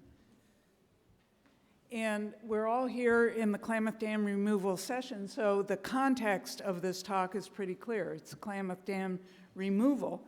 But with the removal, it's not only a physical barrier to fish, but the dams have been a physical barrier and an emotional barrier for the human and science connection across the whole basin. And we started hearing just a few minutes ago about fish being released in the upper basin, and questions immediately popped to the surface. Well, what are they doing in the lower basin? And so this effort has been our on-the-ground researchers and community groups and tribal entities who have been doing science to come together and be able to answer those questions. And we also need to understand, as the dams are removed and fish are moving around, how are their life history strategies adapting and changing with this enormous opportunity that they're being offered. In addition, fisheries data across the basin informs water allocations and general resource management decisions. And so having real good, solid science to make those decisions is critically important. And as an example, the water is held in the Upper Klamath Lake until the suckers have spawned, and then it's available both for the Klamath project, but also downriver salmon. So it's important that we all use the same data for these decisions that affect the whole basin. The Klamath Basin Fisheries Collaborative was an organic coalescence of groups. It didn't come from a top-down structure. NOAA didn't tell us that we needed to do this. It was a result of those of us who had to spend hours picking up the phone and calling every single person we know and saying, did you have tag number 572-364? And having people say, no, no, no. And we realized that this was just not an efficient way to do basin-wide science. And in the last couple years, we've been really honored to be identified as a key function in the integrated fisheries restoration and monitoring plan, and receiving support from U.S. Fish and Wildlife Service, BIL. And that's allowed us to move up from just a bunch of us getting together and talking into really developing a cohesive organization and bringing in the expertise of the Pacific States Marine Fisheries Commission and all the wealth of resources that they can offer us who are operating here in the basin. So a collaborative, that word gets thrown around a lot, and it can have a lot of different meanings, from just a bunch of people having lunch to something a little more formal. And we've been moving down that spectrum together, and we've spent some time as a group defining what we are and who we are and what we do, and even as important, what we are not. So we're a data integration and management project primarily. Our core function is all the tremendous amount of data that all of us across the basin are generating comes into a central repository and is available in perpetuity. Suckers have tremendously long lifespans. Just think about losing years and years of data, and the generations of fish, salmon that are coming up, we need to not lose those data. So that's our core function. But in addition, it's a venue to get together, share monitoring data, ideas, technical expertise, and opportunities. And just as spontaneously happened with Rachel's talk, and people started saying, well, what about this? What about that? That's what happens when we get together and new science and projects come out of that. What we are not is a central command and control entity that tells any of the members what their agendas are, what they should be studying, and how to do it. Each entity retains its own priorities. Tribal sovereign nations have clearly their own needs and mandates to care for their peoples and their fishes, and the other entities all have their objectives too. And none of those are taken away from the groups participating in the collaborative. And you can see on the list who is on the leadership team. This is not a closed group. If an entity wants to join up and starts working hard, we welcome them to join both the collaborative and the leadership team. What have we accomplished to date? Well, we've met, a lot of us can meet, but we've actually established those formal operating principles that are going to tell us how we're going to work together, and if conflicts arise or disagreements occur, how we're going to resolve that and how decisions are made. This will get more complex. Resources are rich right now, but they'll become more limited. How do we divvy up resources amongst the many people doing monitoring in the basin? We've agreed upon a controlled vocabulary and data exchange standard. And in case you don't know what that means, it means that if I enter data in a data field and Summer enters data in the data field, that data field will have the same information. I'm not entering something different than she is and calling it the same thing, and then it turns into a big mess. So we're all agreed that we have the same data standards, and we're going to enter it in the same way, in the same format, and that information can exchange. We've elected a chair and co-chair. Jimmy, are you here? Jimmy is not here. There he is. Jimmy is the new Lower Basin chair. I get to offload my burden I've been carrying for the last years, nurturing this group. And Alta Harris from the Upper Basin, representing the Klamath Tribes, is the Upper Basin Chair. So that's a tremendous process. As a group, we've nominated forward who is going to be leaders into the next set of decisions we have to make. We have regular annual meetings, and there's one upcoming in June, and I'm really hoping anyone who is researching fish in the basin will join us there and join into the kind of conversation about what do we need to think about, what do we need to study. And we're operationalizing, who put that word in there, the data sharing agreement. We've established an ethical standard about how the data we generate is handled. And it recognizes tribal sovereignty, it recognizes intellectual property rights, it recognizes the blood, sweat, and tear of people who are out sampling in fish through 4 inches of ice or in high flow events. But now we're taking those agreements and embedding them in how people can access the data in the database. So it's taking principles and making them concrete. And as that mentioned, that is the access is defined by agreed upon rules. We're releasing the database this June at the meeting. It will be the trial run, so if you come, you get to see how it actually works. You'll get a little preview here with Summer. And as a group, we've decided that it's really superior to have electronic data collection. So fish are scanned, that tag automatically reads, it automatically feeds into data fields that then automatically goes to the database, and all those opportunities for human error are greatly reduced. So that's a goal for the collaborative, and we're seeking funds to achieve that, and then help groups like my own. We have a few Luddites in the group who love their paper forms, help them make this cultural transition to this more modern technology. Okay. So early in the formation of the collaborative, actually before the collaborative even formed, we realized that what we really needed was a database, as Betsy said, so that we could stop making those phone calls to each other. Well, we had a great example to start with, and that's Patagus in the Columbia Basin.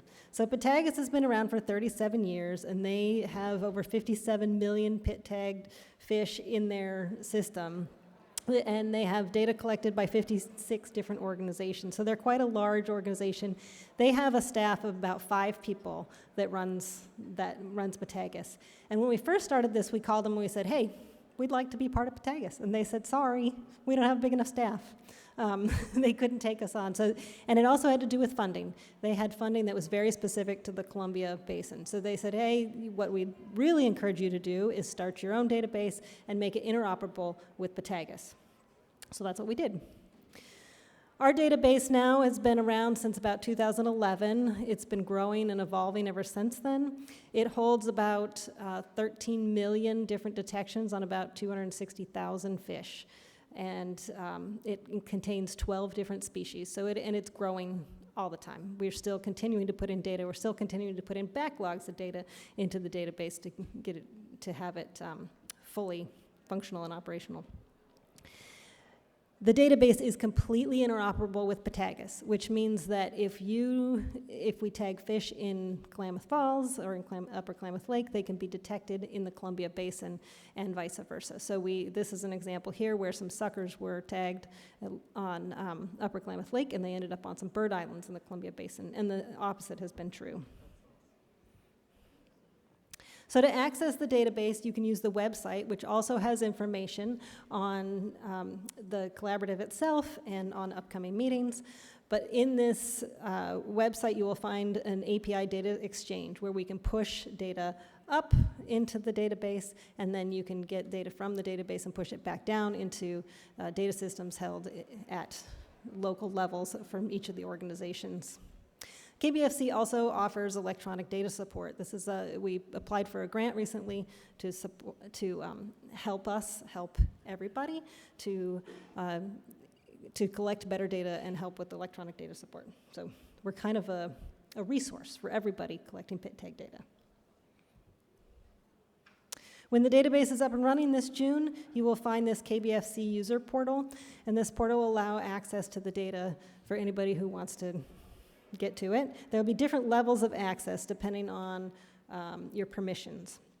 So at the most basic level, data users can get in there and they can look at these data visualization products that will summarize data and let you know kind of where the data density is. So if you're an analyst and you really want to know if there's enough data for a particular analysis you have in mind, you could kind of look at it and get a rough idea. You would then have to go to the data producer and get permissions to access that data. At the next level, you have the data originator, the ones who are putting the tags out or detecting the tags. And if you're putting the tags out, then you can get all the detections off those tags. If you are detecting the tags, you can get all the information on the tags that were put out at your detection site. So there's these different levels. And then at another level would be somebody that's not a member of the collaborative at all, that just has one orphan tag, say somebody in the Central Valley who has a pit tag that they don't recognize from the Central Valley could search KBFC for that tag and see if it found a match there. And these seem like really strict data exchange standards right now, and that's because there's been a lot of discussion about what data people actually want to share because they put so much work into it. We're hoping that over time that people will start to feel more comfortable with each other and the trust will build and that we'll be able to change that.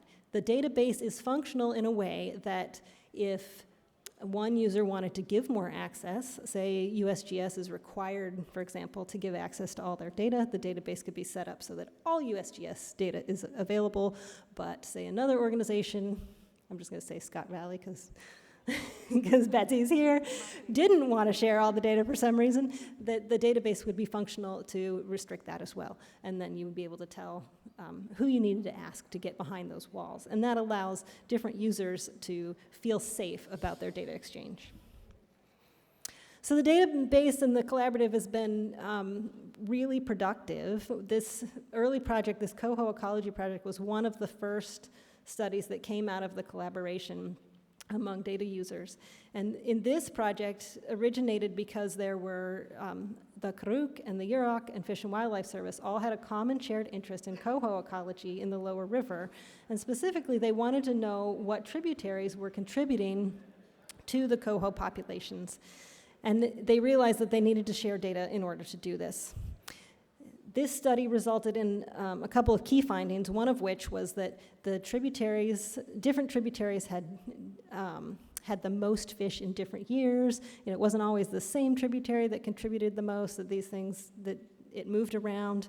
And that was really important to understanding that this diversity in life histories was there because diversity in life histories helps resiliency in fish populations. And so that was a really key finding. Another really interesting finding that came out of this that people weren't expecting was that some of these coho actually moved upstream from their natal streams as much as 2 kilometers to be detected on other pit tag antennas. So there was all sorts of information gained from this.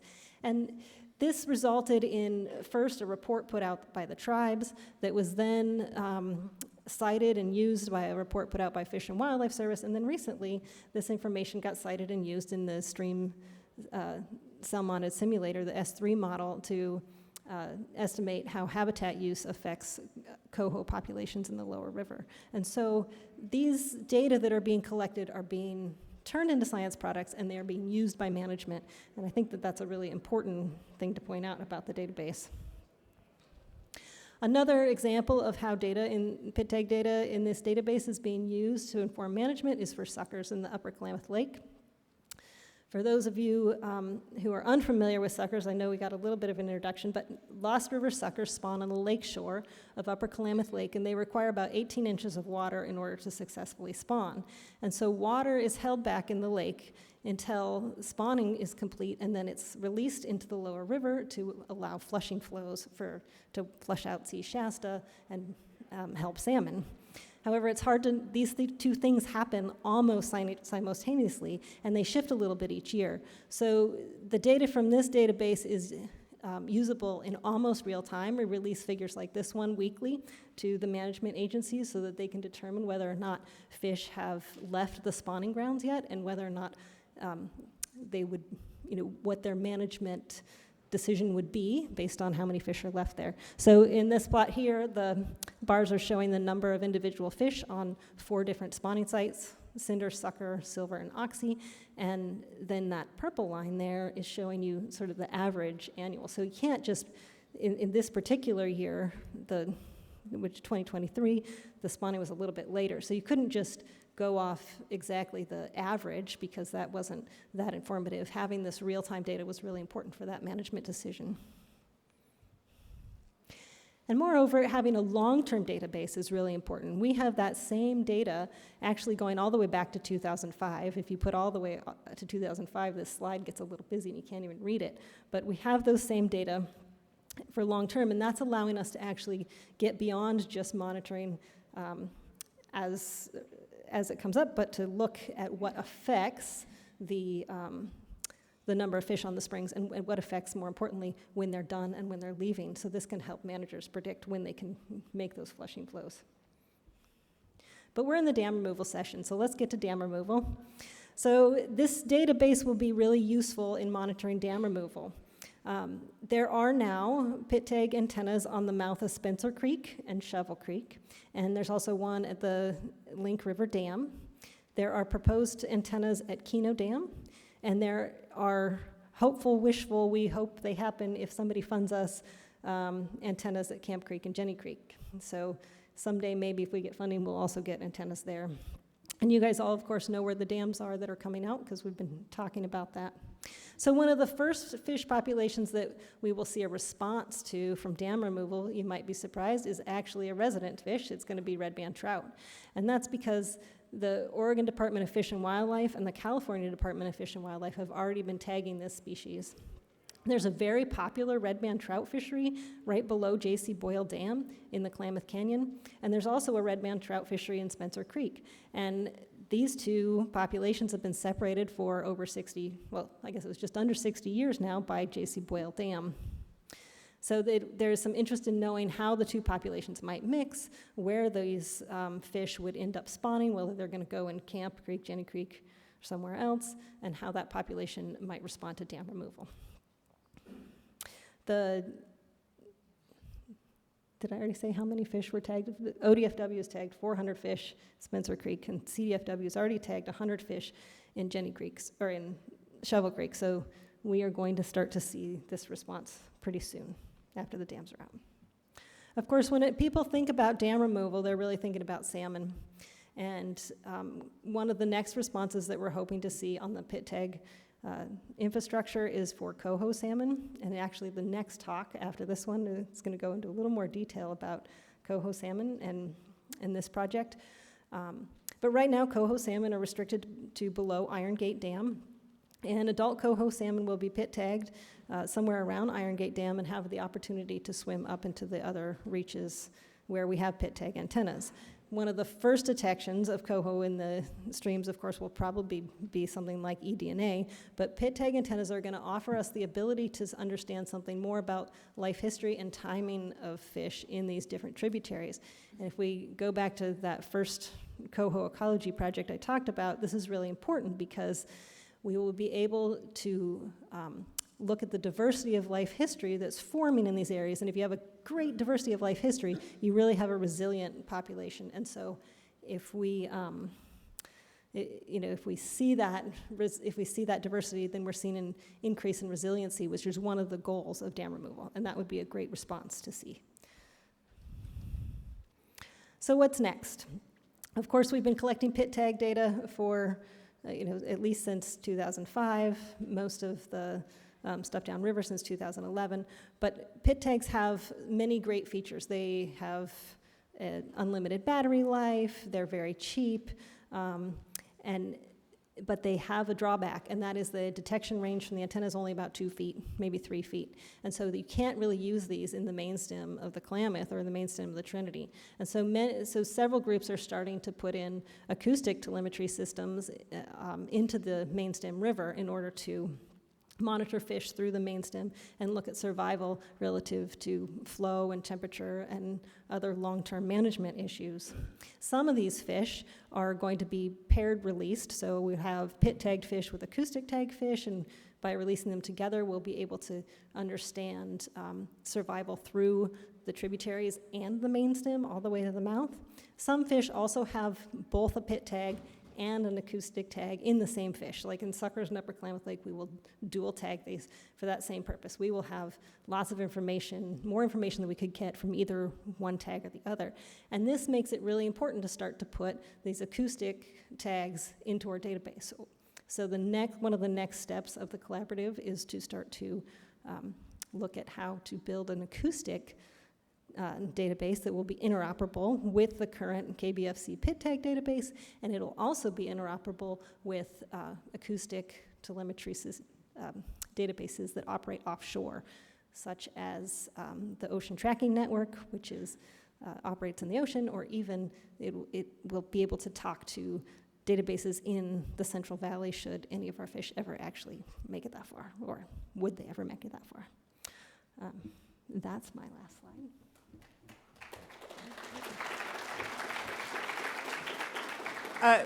A couple more kind of roundup comments. Why should we continue to invest in the database? There's been a tremendous amount of investment to date, but the answers are clear. The fish, the data, the people, and this incredible historic opportunity, as well as the future. Some of the issues we talked about, like resource allocation, water, fish populations moving into the ocean, and of course climate change, these challenges are not going to go away, and we need the data moving forward to address them. And finally, we have our responsibility, and this is a way of making our responsibility manifest, to understand these fish in a real and tangible way, hold the data, hold it for the future generations that are going to be using it. And that now is the end of our presentation.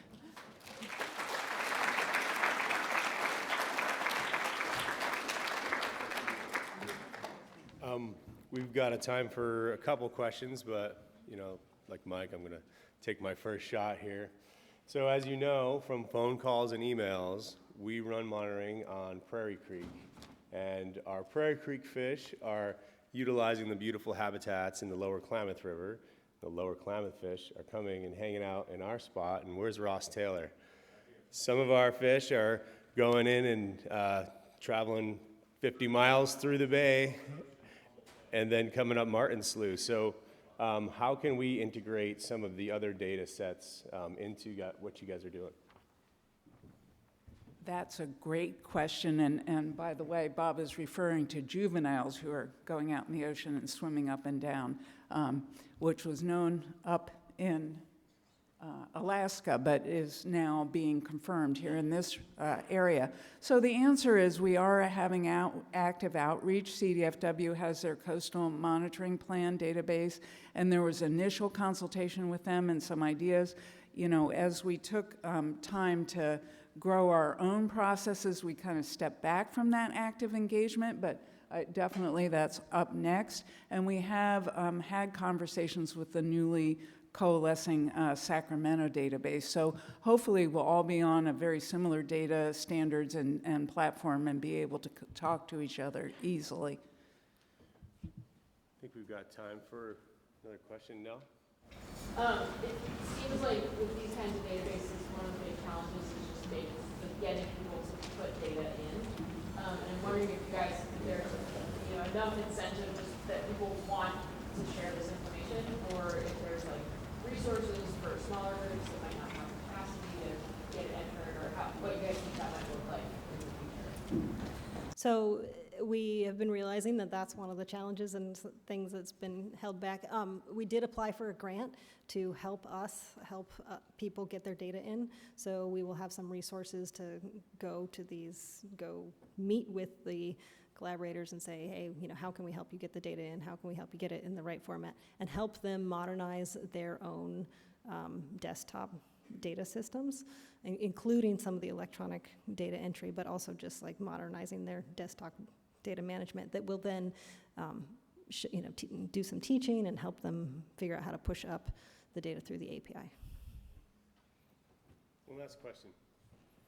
I'm more oriented towards commercial fishing in river or in the ocean, and I'm curious as how the data you just talked about in the last series there, about the ocean, tracking what's going on in the ocean, because it's really difficult for the agencies to tell us whether we have a season or not ahead of time. And we have to guess at whether or not that's going to work out to be accurate data at the end of the season after we went fishing. And we get tagged for overfishing after the fact. So we're caught in that part of the expression of catch-22, where if we overfish unintentionally, we can still get penalized. And this is ratcheting us down in terms of our ability to fish at all. So now we're shut down. And I think this is a major part of the problem that we have to deal with operationally. The whole career of boats, everything is tied up in that decision. And we can't handle it. There's nobody backing us up, and it doesn't work out. So, any good ideas you think, or good news from that? I would say that data systems like this that are able to share data across multiple data producers can really help inform those sort of decisions, so that the researchers who are actually running the stock assessment models have all the information that is possible for those. So hopefully this sort of system will be useful in that. I don't know that any of the tags that we're putting out currently are going to be particularly useful, but hopefully in the future that they could be. Thank you.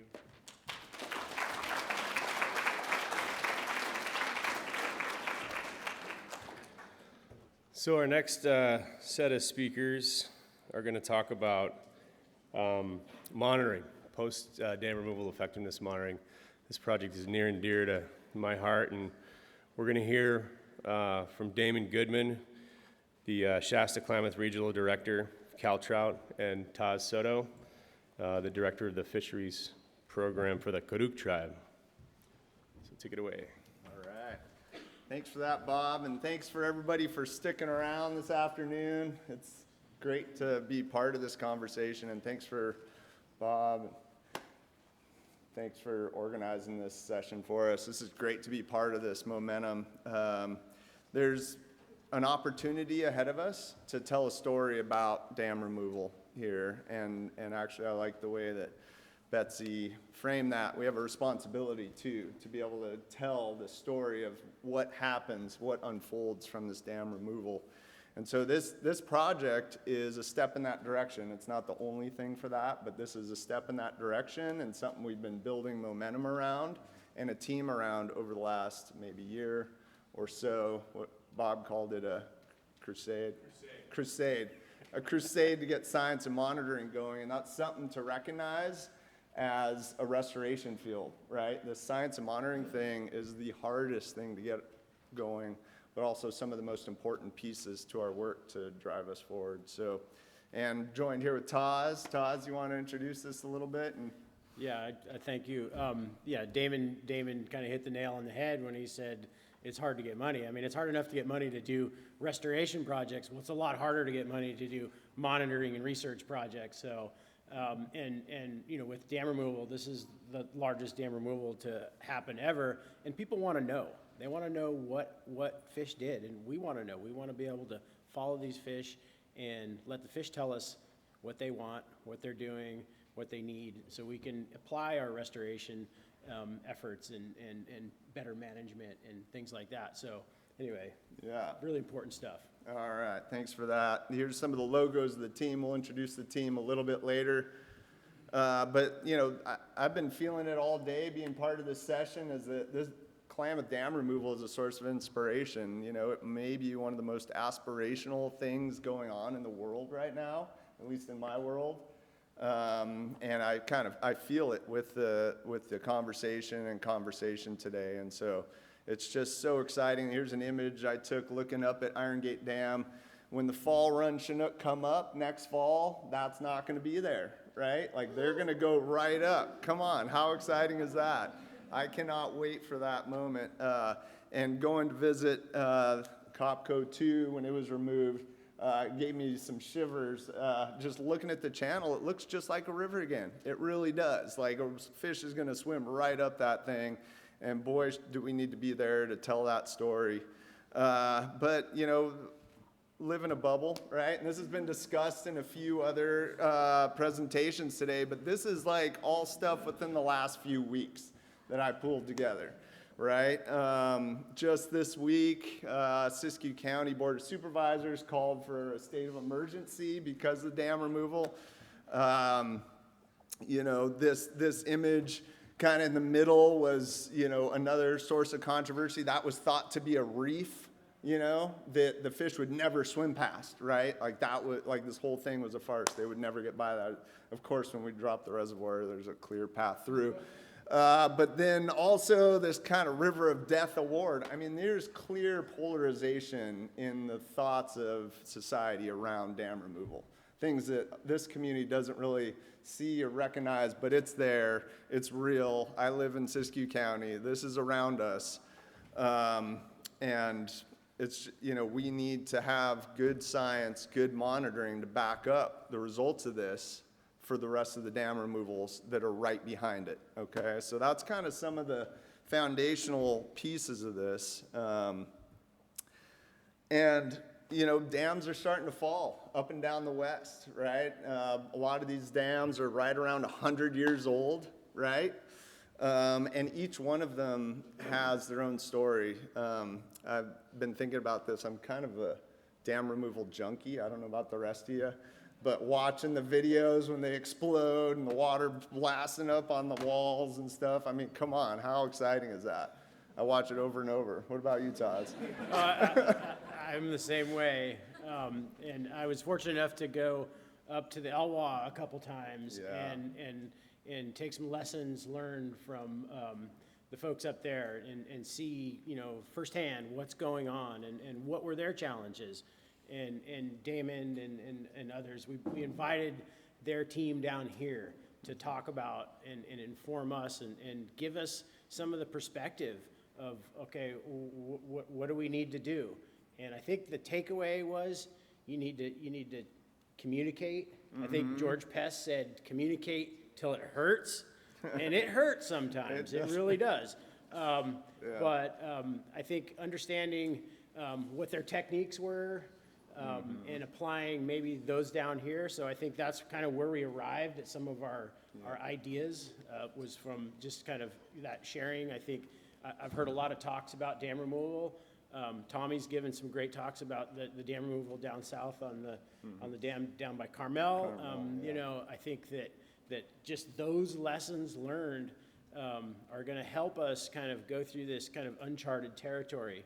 So yeah, absolutely. I mean, each one of these has its own story, but it's also the same project type. So let's learn from each of these and build momentum on this effort and a tool set to be able to evaluate them and do them more effectively and efficiently. You know, the work that went into the Klamath is now paving the way for the Eel, for Battle Creek, for the other dams throughout California. And one thing, you know, on this, when I was looking through the, you know, major dam removals on the west, you know, the Klamath is providing more habitat than the rest of them combined, right? So just to build kind of the importance of this effort. And, you know, what data do we want to be able to tell this story? You can't just assume that we're going to know how this plays out, right?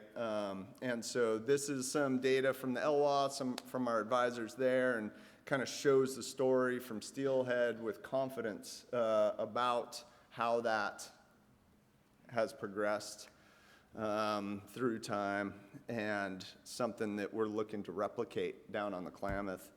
And what did that lead to? Well, this fall, you know, the tribal fishery was reopened on the Elwha, you know, and so that's a huge accomplishment, right? Like this thing is moving forward, and having that good data backing it up helps facilitate, you know, that progress.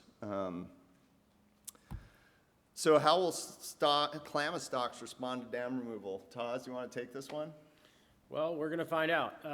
You know, I think that the idea of you know, putting radio tags in fish and putting counting stations in will, give us that information that we need to understand what this expansion of habitat really is. Like, where is this spatial distribution going to be? What's the timing? What's the abundance? And then most importantly, what's the diversity? And not just diversity of species, life history diversity.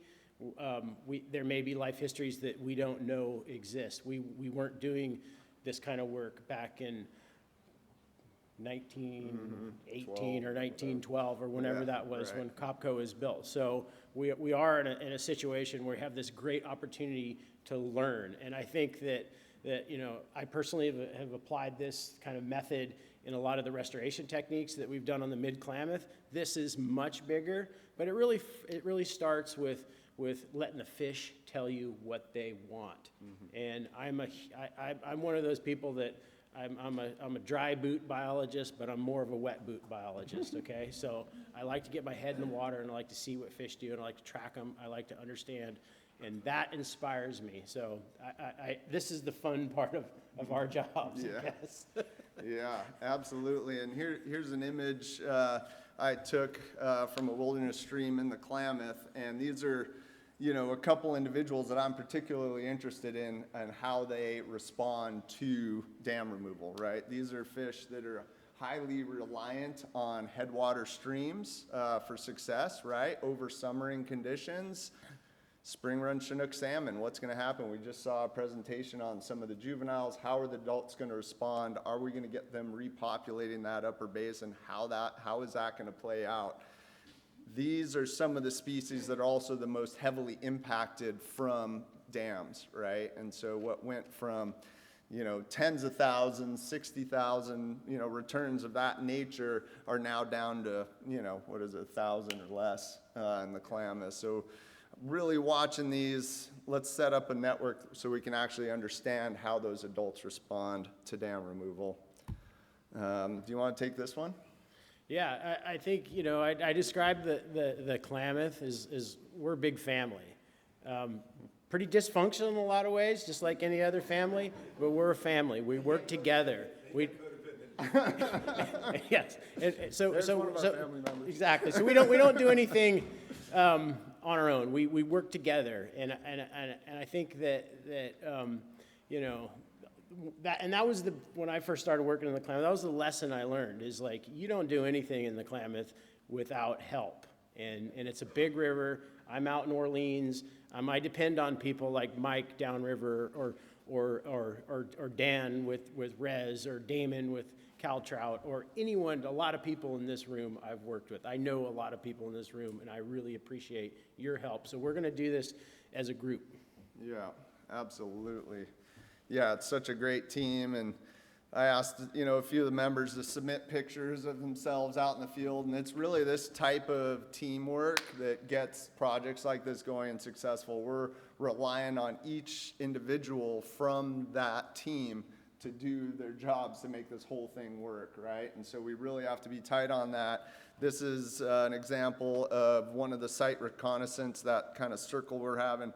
That was one of the site reconnaissance visits where we had Tommy, CDFW, ODFW, folks from the LWA that have been leading dam removal studies for the last decade, George Pess and Keith Denton, and others. Alex is in there. We're all around, like, trying to figure out, like, how do we take this thing on? This is a big nut to crack. This is a big responsibility. How are we going to do it? And that's going to be what leads to the success of this project, is that, team effort. So the basic study design, Taz alluded to this, is, basically we want to answer some pretty simple questions, like what is the public going to want to know about dam removal? Well, how many fish go up beyond those dam removal sites, right? That's a pretty simple thing.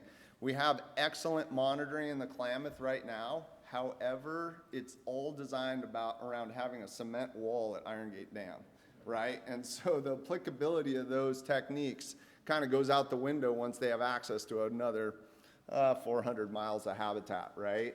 And so we want to set up a sonar system based around, how things have been done in other systems, right? And what species, that's another part, is this, sonar systems, you just get a blob going by. Well, the important thing is what species. You can't just get a count of fish. And so we have this kind of tangle netting thing going on. And, Taz, do you want to talk a little bit about how that'll be approached? Yeah, I think it's, it's a new thing for us, but, I think we all have our strengths. And I think one of the strengths that at least I can speak for Karuk is we have people that like to get in the water, like to put dry suits on, like to actually get their hands on fish.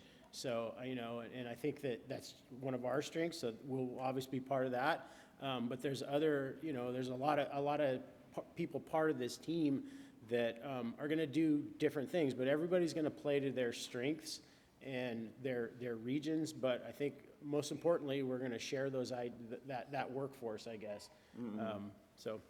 Yeah, and that tangle netting, and we're also investigating environmental DNA, concentrations of environmental DNA in the water as ways to apportion that catch to the counts going by. And that's been done successfully in the Elwha for the last 10 years, and so we're taking that methodology and then applying that down in the Klamath. And so that's the basic design there. While we have our hands on the fish for tangle netting, we're going to be attaching tags to the dorsal fins of those fish and then tracking them upstream, right? And we may also put some pit tags in to work with all those arrays that were just talked about so that we can gather that information too. And this is the basic design that we came up with. That map there is basically we'll have the sonar there right around Iron Gate or maybe just above Fall Creek. We're kind of playing with the exact location right now, but then have a receiver at each dam removal site. So you can say, all right, the fish went by Iron Gate, the fish went by Copco, the fish, on and on, up into the Wood, Williamson, and Sprague. And so that's the basic design there. There'll be some mobile tracking as well, where we'll actually be driving around, or ODF and W offered up their airplane, so that's pretty cool. We'll be flying. What else? So that's the basic design, and that we are going to be looking at not just Chinook in this. This is also going to be Coho and steelhead, right? So we'll be tagging all different species to see how that recolonization pattern happens. And each of our partners, we kind of talked about it a little bit, but each of the partners on this have a different, very distinct role, and it's really that teamwork that comes together to make this thing successful. So here's this sonar technique. It's being applied elsewhere, right? This is not the first time this has been used. It's actually used to enumerate fish on the Yukon, the world's largest salmon-producing river, right? So this is a pretty stable technology there. The Elwha, the Smith, the Mad, the Eel rivers are all using this technology, and all those folks came and presented to us and shared how they're doing it and helped refine how we'd approach it in here in the Klamath, and in a way are advisors to us. We've gravitated to the Elwha quite a bit, and this guy Keith Denton, he's holding the fish right there, is kind of one, I'd say a primary advisor to us. And this is a system that he's developed to quickly deploy the sonar and move it in flood, so you can easily move that infrastructure in and out. And so he's coming down. He's in Spain right now with his family, but he comes down and spends time with us, takes breaks from the Elwha to come hang out and show us the best practices, so we don't have to relearn the lessons that he learned over the last decade. And this is kind of some of the data that comes out of it, and this is actually information from the Elwha, but just imagine those fish going up the Klamath, right? That's going to be what we're seeing here in less than a year's time. What's that? Yeah. Yes. I'm an eternal optimist, so you should know that by now. And the species composition thing is a real important piece to this. And so here's another example from the Elwha where they have different species, different times of the year, overlapping size distributions. And this is a real important piece and something that we'll continue to refine on the Klamath. We have a different set of players there, but in terms of species, but this is going to be something we're really focused on, is figuring that piece out. And this is the type of data that comes out of that, right? Like what do we have, species composition, daily passage, annual population trends and run timing. All these will just be coming out of this project. And look there's error bars on that. Like how many population estimates of fish do you see with error bars on it? Like that's the standard we're looking for here. You want to talk about the radio telemetry piece a bit? Sure, yeah, so we have an opportunity. We're gonna be tangle netting fish to determine the species composition, but like Damon said, we wanna do more. We got our hands on these fish. Well, let's put some radio tags in them. So I really feel like this is one of those things that we applied on the Scott River like 20 years ago. Alex and I worked, and we worked with Ron Reed and Ken Brink over there at the dip net fishery at Ishi Pishi. And this was a great opportunity for us to learn, like, where are these fish going in the Scott, We didn't have access to the Scott. We couldn't run around the Scott. So what we did is we put 40 radio tags in Coho. They ran up the river. Of course, almost all of them went up the Scott. And, and then of those fish that went up the Scott, I think almost all of them went over to the west side tributaries. That basically told us that's where these fish are going. So we learned from that. We were like, okay, these are really important places. We don't have access to these places. We don't even know people that live there. I do now. I know Betsy lives there now. I know a few other folks that live there. And, so it's a good first step, okay? So before we start throwing in rotary traps, out-migrant traps, that kind of stuff, we're going to figure out exactly not exactly, but where this population is distributing in this 400 miles of new habitat. So we're going to start kind of big, and then we're going to hone this down. But this is really just the first step. So I see doing this for a few years, not forever, but and like somebody mentioned earlier in another talk, tags are pretty expensive. All this stuff is really expensive. But that initial investment is going to lead us to, I think, a place where we can hone in and really focus our efforts and learn along the way. So we're going to be adaptive as well. All right. And then, do you want to take this slide too, Taj? Or I can take it. Go for it. Okay. Yeah, so this is not the only monitoring being done in the Klamath. Definitely not, but it is complementary to the other sources. We need a lot of different eyes and a lot of different approaches to look at what our fish are doing in the Klamath. This is a big basin, super important, right? The Forest Service, Karuk Tribe, Mid-Klamath Watershed Council, and CDFW are all doing carcass and red surveys in that kind of mid-Klamath tributary zone. Super important. The Karuk, Yurok, and U.S. Fish and Wildlife Service are doing carcass and red counts indicated by that black circle. CDFW is launching a monitoring program. I think it was talked about in the last talk with monitoring some of the tributaries in the reservoir reach. But then this project is really taking on this kind of upper basin zone, right? And that's like, 350 to 400 miles of habitat that are not currently tracked in our existing adult monitoring procedures. That's a really big area. It's a big bite. It's a big bite. There's a lake. It's overwhelming, and I really want to work with the other tribes up there, the Klamath Tribes, and I think that talking to some of their biologists up there, they're pretty optimistic, but not as optimistic as me. So I think that when those fish start swimming up there, and I think everybody's going to get excited, but I think everybody's kind of like, okay, prove it, and I think that the folks that are there's really two sides to this story. There's one side that's like, this is the best thing since sliced bread. And then there's the other side, this is like the complete ecological disaster. And you're like, there's two different people you're talking to here. And I don't want to just tell folks that things are going to be okay. I want to prove it. I want to show them. And if they're not, then we'll figure that out. But I want to be able to have the real information to share, not just like, yeah, it's going to be okay. I want to be able to be confident that, yeah, it's going to be okay.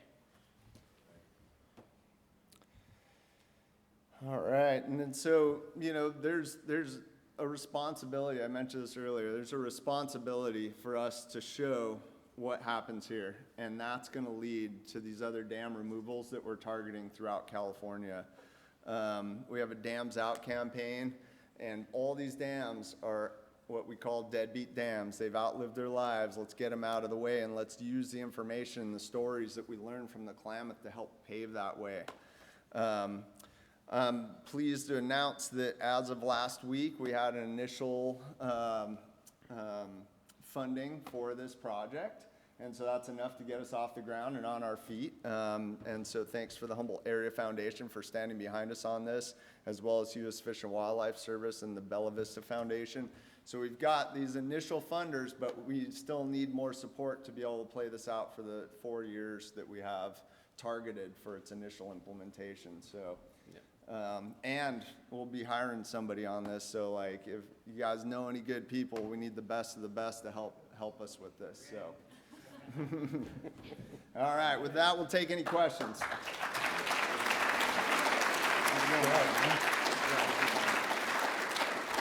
right, we got time for a few questions. Scott McBain. Uh-oh. I was shocked not to hear any mention about Pacific lamprey today, and I go, oh, Damon and Tiles will talk about it for sure. Can you talk a little bit about that? That's part of this monster. Yeah. Yeah, no, that's great. So, you know, I kind of had a specific focus on this talk. We're hoping to run that sonar camera, like what we learned from the Elwha. They're running that thing year round, and they're getting salmon moving year round. We want to run this sonar year round, get all the species, right? Like not just salmon, but we want to see the lampreys, we want to see the suckers, we want to see all the native fishes moving up and down the river. And hopefully we can encourage folks to study pieces of that data and bring it forward. But, you know, really the funding for this, we're focused on one, but absolutely we'll be watching for the whole community. So thanks for calling me out on that. Anybody over here? Got you. You called on me. I know. It's your turn. It's your turn. So we've seen springers going up the Klamath for years and just getting beat down because of water quality. What is going to change with dams out that's going to help springers actually make it to that basin? Well, they're going to have access to cold water. They're not going to run up to a cement dam and have to turn around and swim all the way back to Clear Creek to find thermal refugia. But have they been making it But to Iron Gate? I suspect some have. But we're opening up access to spring water, okay? What was shocking to me is I went up there and I you know, I'm used to working in the mid-Klamath. I go up and I step into Fall Creek and Alex gonna turn, it's so cold you can't stand in it, okay? On the hottest day of the year. I mean, where does that happen? Not in the mid-Klamath, not where the springers have access now. So I'm really excited about learning, you know, I spent a lot of time studying thermal refugia and understanding kind of how salmon use it. But now we have a different level of thermal refugia. We have whole rivers that are spring fed. So I'm really excited. And I think for climate change, these fish need this. Like the clock is ticking on our fish. You know, so those fish that you're talking about are going to be going to a place that's never been, it's not available to them. It never has. So this is going to be a huge, huge benefit to them, you know, because things aren't getting any cooler. Okay, so we need access to that cold water, and for me, that's probably the single most important part of this. It's not the miles of habitat. It's not that. It's that cold water. Mm-hmm. 100%, Toss. Toss, can you go back about 5 slides? I'm provocative of a person who has been sitting here listening to this project. That one? No, the one that shows timing, the results. That one, lower left. So one of the things they saw on the Elwha, remember the first dam was only at 3 miles, is a dramatic shift of run timing very quickly when fish were entering the system. Yeah. And they also saw the expression of a summer run steelhead life history type within less than a generation, which blows your mind to think what's happening here. So one of the challenges that we have as this group working on this is that none of us, nor these fish, have ever seen a system like this before, because this system has changed over the 100 years since they got in there. So we need to start at a level not to assume we know what it's going to be like. Our rules have changed. So look at the run timing. They're seeing a shift in the peak run time and a shift in the distribution of run time. So getting to your spring run question, it's the processes, the lack of those reservoirs, warming water, and access to these cool water refugios, you're going to see a change in run time, which is going to be complicated for our historical budgeting for monitoring, because these fish are going to be moving across larger times, across seasons that we didn't normally track it. And think about it, that first red dam was at 3 miles. Our first dam is at 198, and we're opening 400 miles. So the diversity of habitat and habitat processes is going to allow for this wider expression of life history.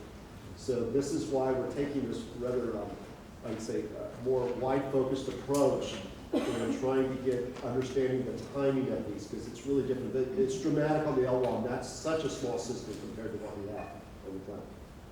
Yeah, you can see that in the data right there, 2013 to 2014, right? That's the dam removal right there when it started coming out. So, who else? You got this. Oh, sorry. I'll go last. Oh, okay. He wants the last word.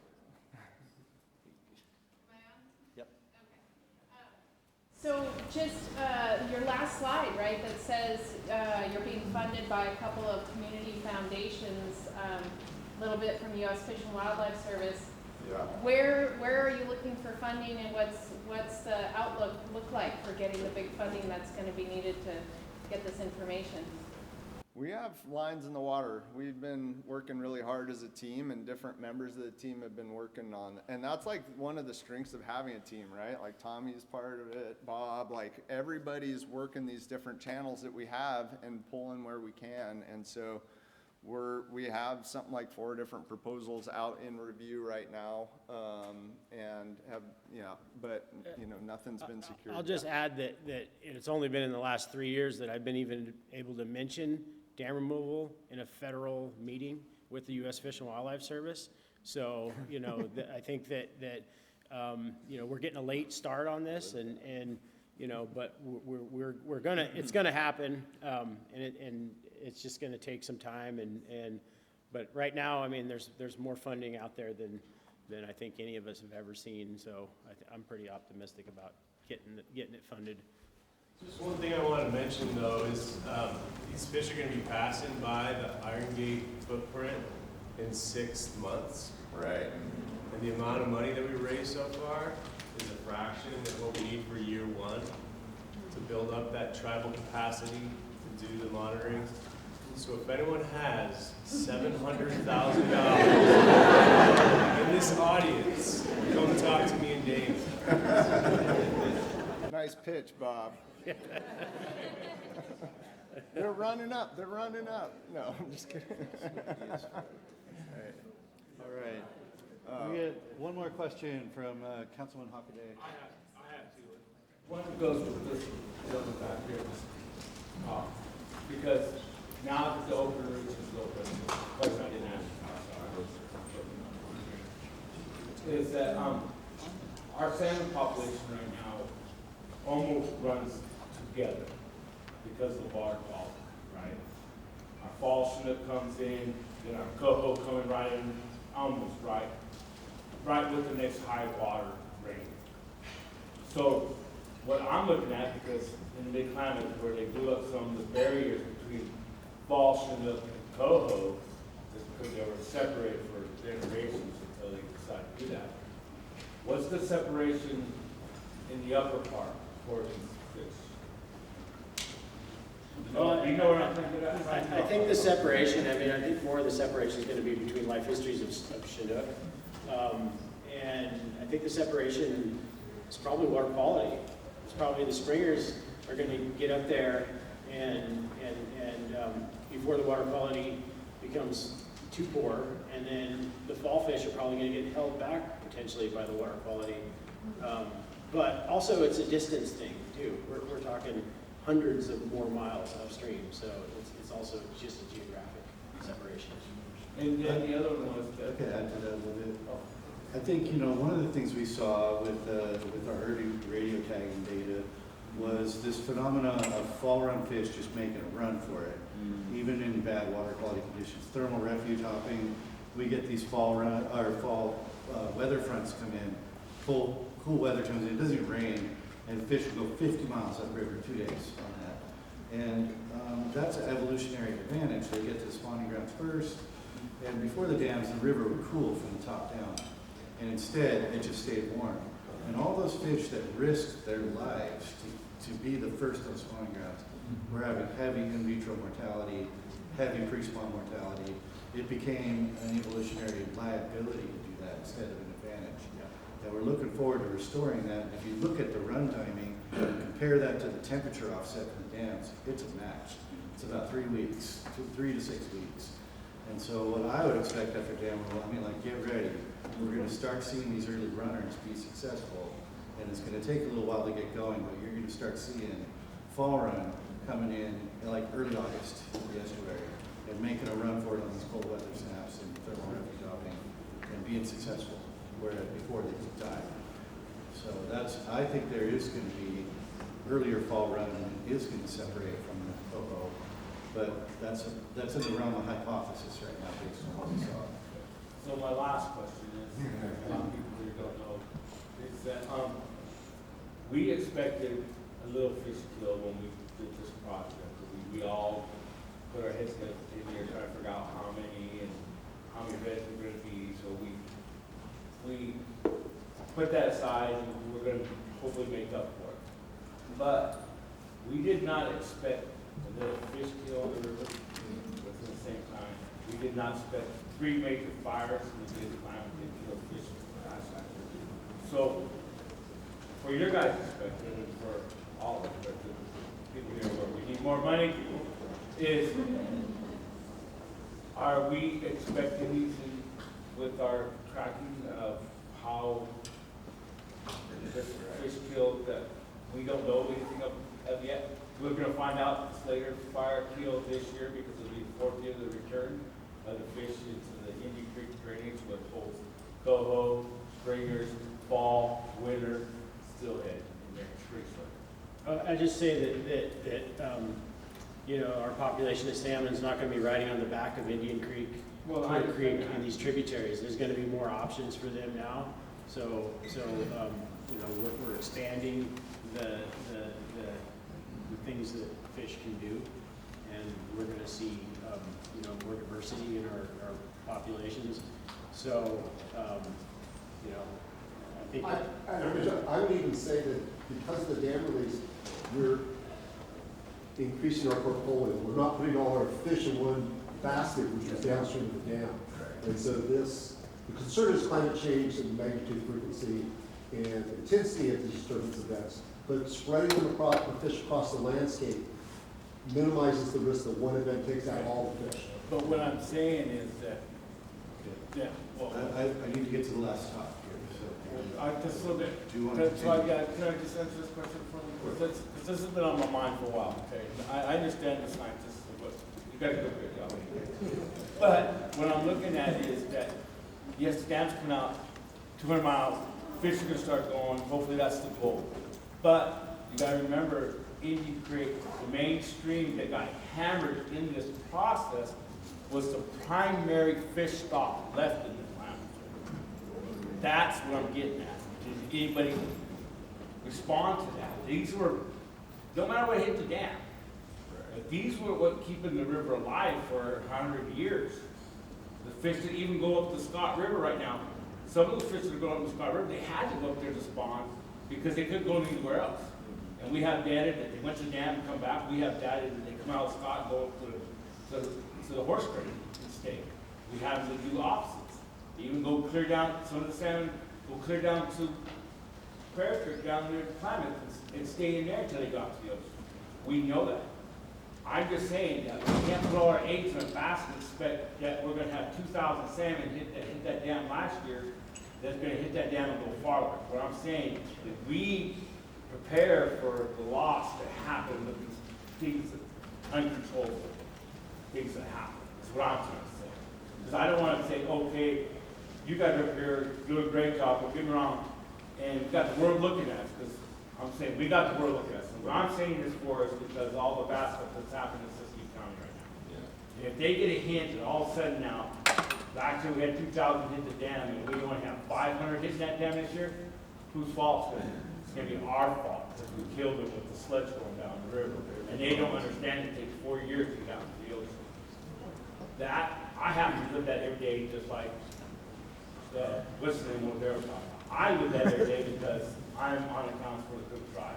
I got a target this big in Siskiyou County on my back. Every time I go to Waukesha, I had a guy say, "You're hanging by my toes in a tree." But I'm doing it for my family and the future of our community.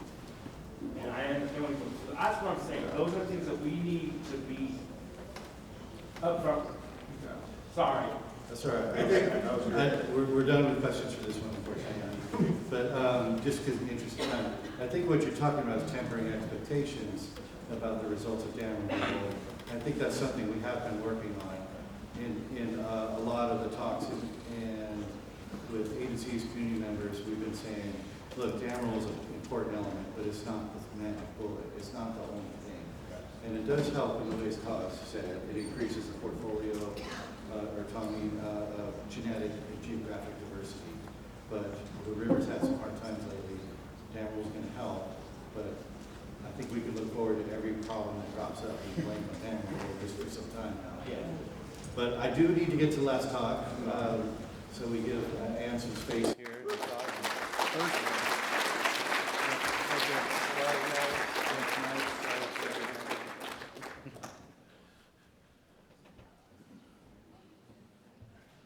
All right.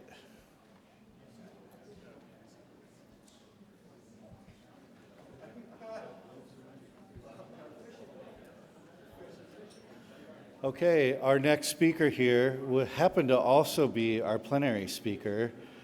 She gave a fantastic plenary talk. I really enjoyed it, and I hope you did too. Can we quiet down for 1 sec here? And so Ann Willis is the California Regional Director for American Rivers. I do want to say that in the dam removal effort, American Rivers has been a really solid partner. Steve Rother did a lot of early work on there, did some of the first estimates of the cost. They did some artist or graphical renditions of what the canyon might look like to help people visualize. Solid partners in here. Ann is in here now and gave an amazing talk this morning. And her talk is titled Klamath River Dam Removal and the Future of Dam Removal in California. 4 down, 30,000 to go. 150 to go. So, and come on up, Ann. Let me get this started for you. Uh-oh, I lost the mouse again. Which way did it go, Bob? There it is. I got it back. There we go. Thank you. Thank you for those kind words, too. We meet again. When I first connected with rivers, I was an adult. This is not something I did as a child, spend time on rivers. I was a whitewater raft guide. I had just graduated college, and when I graduated, my mother gave me a 6-day rafting trip on the Middle Fork Salmon in Idaho. Pretty nice. And when I came off that trip, I said, "Mom, I know what I want to be when I grow up." She was like, "Oh, thank goodness, what is it?" I was like, "I want to be a raft guide." It worked out at the end. But when I had that experience, that's when I really started to learn about rivers, what was happening with rivers. And this is way back in the late 90s, early 2000s. And at the time, dam removal as a concept was unpopular. It hadn't really gained a lot of traction. And I would say I'm a fairly conservative person when it comes to making a big decision. I like to have a lot of information. I like to have a lot of certainty. And so one of the things I wondered when I was thinking about the possibility that maybe being a seasonal worker who lived in my car was not a long-term sustainable career was like, what direction should that career take? And I did consider in those early years going straight into advocacy, and I was intrigued by dam removal. It felt like something powerful and impactful, but I just wasn't sure. And that's when I decided, you know what, I should be a scientist, because I think that's really where I'll thrive. Things are different now, and since then, dam removal as a concept has changed dramatically. When we think about dam removal big picture, this was a really seminal event in 1999. This was the Edwards Dam on the Kennebec River in Maine. It was a very familiar story, very large hydropower, and it was blocking the most productive Atlantic salmon habitat in the US. This was a project that American Rivers had been involved with long before I even was, aware of who they were. Played a key role in negotiating with FERC. And this was really a catalyst for dam removals across the country. Now, dams have failed or been removed prior to 1912. We acknowledge that. There isn't a lot of data to document it. So the first documented piece of data we have was Marquette Dam, removed from the Dead River. And since then, you can see, the irony strikes me now, 1912 being, thinking about the Klamath dams and how they were on such a different trajectory from this. And since then, there's been this steady pace of dam removals right up until about 1999, and then all of a sudden we see this point of inflection, and dam removals accelerate. Why is that? Well, one, for the first time, we were able to show a large-scale example of success. But also because we have to remember that dams are infrastructure. Infrastructure has a lifetime. For dams, it's about 50 years. And when you're building your big dams in the 20s and 30s and 40s and 50s, well, when you get to the 2000s and the 2010s and the 2020s, their time's up. Even if we were maintaining them, which we don't, they don't serve a useful purpose anymore, many of them. And what's been happening simultaneously is the development of alternative technologies that can replace the services of dams without replacing the structures of dams. Is this true for every dam everywhere? No. But for a lot of the dams we see today, yes. We've counted about 2,100 dams that have been removed in the US, and when we are talking about these numbers, we're not just talking about American Rivers projects or anything like that. We really depend on you all to crowdsource this information. We have a graphical map, and we always want to know when we're wrong, because it means we just get to add more numbers to this chart. So I would love if people know of more dams that we don't have in here, to get that information from you.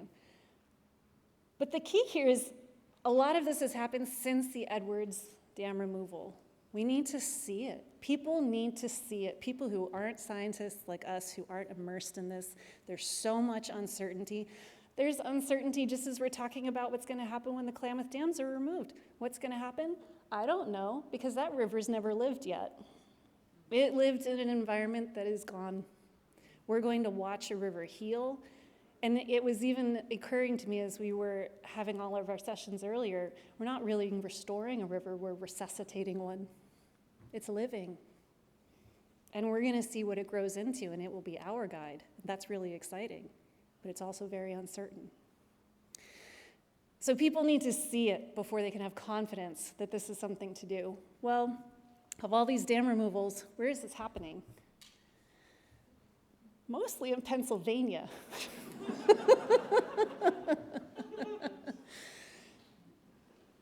California's number 2, and that's okay. But why Pennsylvania? Well, when I talk to my colleagues who work on the East Coast, dams out there were built to do things like mill wheat and cotton. We have better ways now. California's number 2. We have 184 dams that we've counted that have been removed since 1912, and that seems like a respectable number. this is my colleague, Lisa Hollingsworth-Segedy. She works for American Rivers. She's part of the team on the East Coast, and she specifically is based in Pennsylvania. In her career alone, Lisa's removed 119. Now, I'm not competitive at all.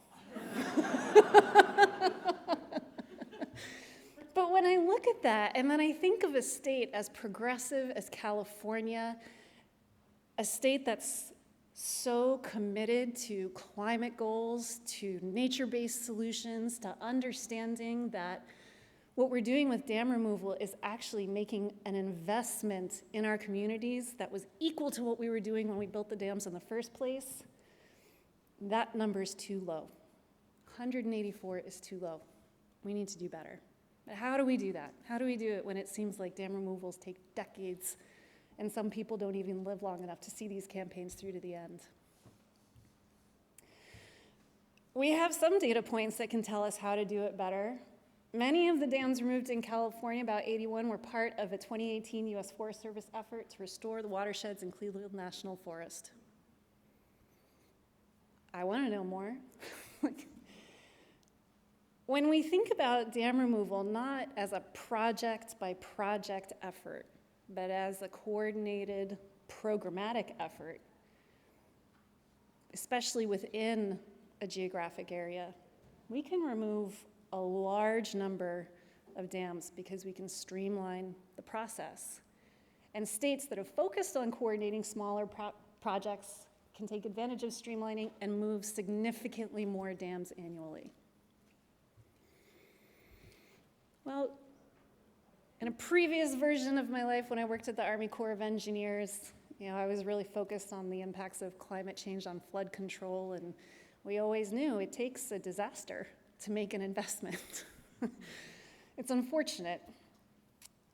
I like to change that narrative, and it takes an example to catalyze change. We are in a precarious point in the Klamath Dam removal story because we're still unable to show people the outcome. We're asking them to believe us. And what we really need is the data to show them so they can agree with us that this was a good thing. I'm confident it's coming. I'm confident I don't know exactly what it's going to look like, but I'm confident this is going to work. Because what do we know in the 100-some years of dam removal? That removing a dam is the fastest way to heal a river. Because a river is a living thing with living processes, not parts. So we can use Klamath Dam removal and all of the skills we have as scientists, as practitioners, as leaders, to be communicating the benefits of this. And for American Rivers, I mentioned this morning, they have a goal of having 30,000 dams removed by 2050. And I was like, well, which ones, how many do you want me to do? And they had an answer. They were like, 2,000. And I was like, okay, we're at 184. 2,000. 25 years. Okay, we could get on it. And then I started asking other questions because I'm a scientist. I'm like, well, how many dams are there? Well, which database are you talking about? I'm like, okay, well, that's our first problem. California has 390 hydropower dams. If you expand that to cover jurisdictional dams, and jurisdictional dams really just refer to dams that are regulated by the California Department of Dam Safety. Now we move to 1,476 dams. I'm like, well, what about the bank-to-bank barriers that are scattered all over the state? Some of them are seasonal, some of them are permanent, some of them are abandoned and don't have a name or an owner, but they're not quite big enough to demand the level of regulatory attention that these other big ones have. So we started counting. We started counting by talking to our partners who do this work, by engaging with organizations like the PAD, by talking to agencies in different regions and saying, what are you seeing and you are concerned about? And we started compiling all that information.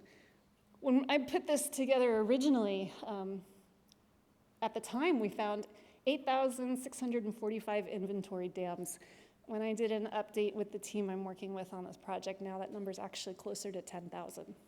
That's a lot of dams. That's a lot of dams that nobody really knows about either, which is a little concerning. Well, what does dam removal mean?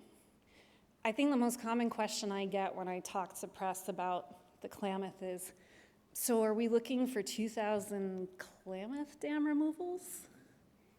Because that's typically what gets the most visibility, big dam removals. I said, no, there's actually quite a spectrum of what we're looking at. You know, we have small dam removals, single owner, private property, single water right, and they want it. I've worked on those projects. They get done in years, not decades. Medium complexity removals, that could be multiple objectives for that dam, that could be multiple people who are getting water from that dam, but still reasonably straightforward, just might take a little longer and a lot more conversations. Then we have complex dam removals. Klamath is a complex dam removal.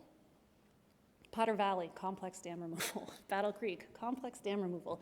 These are things where it's really important to not just have a single entity, but an entire coalition of people with expertise across the board in science, in law, in policy, in patience. That's a skill. I don't always bring that to the table. But so when we talk about 30,000 dams, we're not talking about 30,000 Klamaths. And that's okay, because the size of a dam doesn't always correlate to its impact on the river. One of my favorite pieces of dam research was by Ted Grantham, where he calculated this metric called degree of regulation. I was like, Ted, I don't understand this. Like, explain to me what this means. And he said, well, you want to take the relative size of a dam compared to the relative size of the river, and even a small dam on an even smaller river can have a huge impact. So if you remove it, you can have a huge response. I was like, okay, quantify that for me. And he did. I love math. Math is a wonderful language too. We also know that you don't always necessarily need to focus on the main stem. When we think about, that graphic I showed earlier, where do we see a lot of biodiversity? Where are we going to see our climate refugia? It's in the headwaters. So yes, we do need passage in the main stem of our rivers, but we also need these smaller headwater streams and creeks to get their due. How do we make it happen? Well, it's one thing to prioritize, and it's another thing to assess feasibility. Who's ready to remove their dam? I feel like Oprah. I'm like, you get a dam, you get a dam. And this is where there's a really interesting tool that American Rivers had developed actually in the southeast region. Some good things can come from the East Coast and not California. I can't think of more than this, but in the southeast region, they developed this tool called the Active 150, and I wish I could take credit for bringing this into the California region. I cannot, because fortunately, California made an even smarter hire than me. They hired my colleague Megan Quinn, who's sitting over there, and Megan was the one, she runs our California Region Dam Removal and Hydropower program. It's her job to actually get this done. And so she started to figure out, well, how are we going to do it? And this is when she got connected with our colleagues on the East Coast and this idea of a list that combines not just desirability from an ecological sense, but feasibility. Who's ready to remove their dam now? Because the more we can build momentum through example, the more we can show that this isn't the scary thing that's going to undermine civilization, but it's actually going to help us move forward and be resilient in this very uncertain future. So the concept is we collaborate with partners on this particular effort that we're doing in California. We're working with UC Berkeley, and again, that's Ted Grantham. Lucy Andrews has been working on this. And they already had a technical advisory committee put together that was helping us decide how do we prioritize our dam removals in California. And we combined that with some of our colleagues on the Southeast about how do we put this together in a tool. And then we just followed the template. We reached out to agency partners, we reached out to tribes, we reached out to our NGO partners, we reached out to communities, and we said, what matters to you? What are you trying to get out of this dam removal? Is it just, removing liability because you have a piece of infrastructure you don't want and you're still responsible for? Is it ecological? Is it something else? How do we know what you want? And the more we can understand what people are trying to achieve through their dam removal, the better we can address the services we need to replace as part of that project.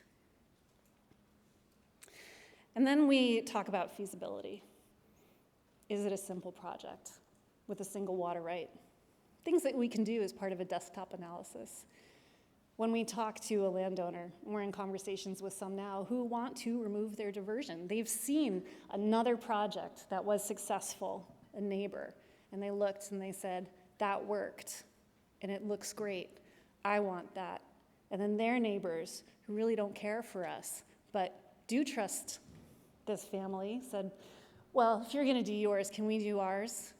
And then I call a partner of mine who I know is working on another removal even further upstream, and I say, hey, is there something we can do here to coordinate so that when I'm fixing this problem, there's a way to fix that problem too that you're working on? And all of a sudden, one dam removal becomes 3, becomes 5, and we're well on our way. At this point in the process, we've already compiled a list.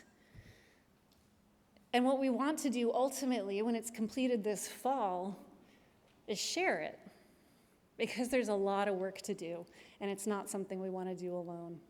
We need the partnerships. We need people who have relationships that we could never build, because relationships are very personal things. It takes all of these individuals. This is just a map of the dams we've identified in a portion of California. It applies to the whole state. It just didn't look very good visually. And at this point, all we've asked our partners at SARP to do is to put the list together and then put together the framework of how they evaluate all these different prioritization metrics, whether it's a tribal priority, an environmental justice priority, an ecological priority. Not that any of these things are mutually exclusive, but we do have different ways of representing different perspectives on what those can be in this tool. And then we start looking at this list and looking at the different water rights associated with it, whether it's a hydropower dam, is that license coming up soon? Do we even have the opportunity to do anything here?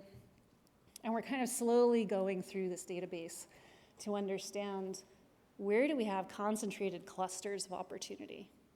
So that again, we can go, instead of project by project, programmatic and do a lot at once. We're in the middle of that now. We'll wrap up that initial phase of this project this fall. And there are some next steps. I was gonna say every dam counts, which is great, every dam counts. But where would American rivers lean in the most? Well, with our new strategic plan, we've really highlighted, the 3 crises that the nexus of them is the center of every project we choose to take on ourselves. And those crises are climate change, biodiversity loss, and environmental justice. So when a project comes to us, I just ask those 3 questions. I'm like, well, tell me the story of climate change. How are we addressing that if we get involved here? What's the story of biodiversity loss? How are we addressing that if we get involved here? What's the story of environmental justice? Who are we serving by bringing our resources to the table here?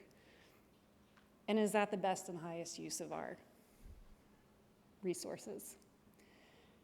So one of the things we want to do with this tool that's specific to our program in California is take some of the really excellent work that's been developed. Jeanette Howard at the Nature Conservancy and a colleague of hers had a wonderful paper come out in about 2010 that was identifying groundwater-dependent ecosystems throughout the state of California. Gorgeous visual maps. Really love to pull that data into our database and see where does that overlap with potential dam removals. We also have this other tool.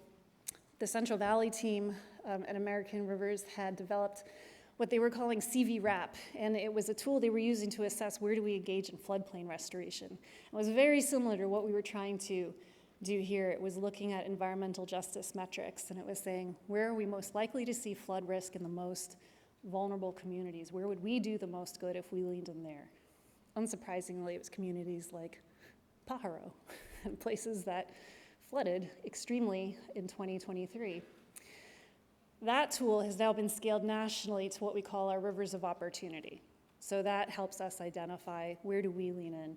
And I want to take that same tool and lay it over our dam removal prioritization list so that at least from a perspective of just our organization, we understand what we're really doing when we decide to get behind, thanks Bob, a dam removal. The other thing we have with the funding we have available, which was generously provided by Resources Legacy Fund, was we're going to get to go on the ground and assess the top 10 candidates from our list and talk to people and say, this looks like something that's feasible. Are you interested? What do you think of this? So that we can start to build a pipeline of projects where if it's not something we want to get involved with, we'd love to know if you do. It might not be our priority, it could be yours.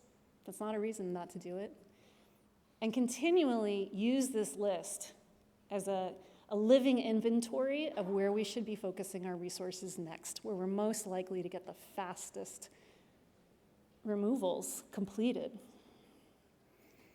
And the place where we'd be really interested in leaning in is watersheds where we have the potential to coordinate multiple removals. Because why should we remove 50 dams when we can remove 50 dams at once and save ourselves a lot of time and trouble, I think. Anyway, I knew I was going to be the last speaker. I knew it was a long day, so I did keep this brief, so I'm happy to take any questions now. Thank you.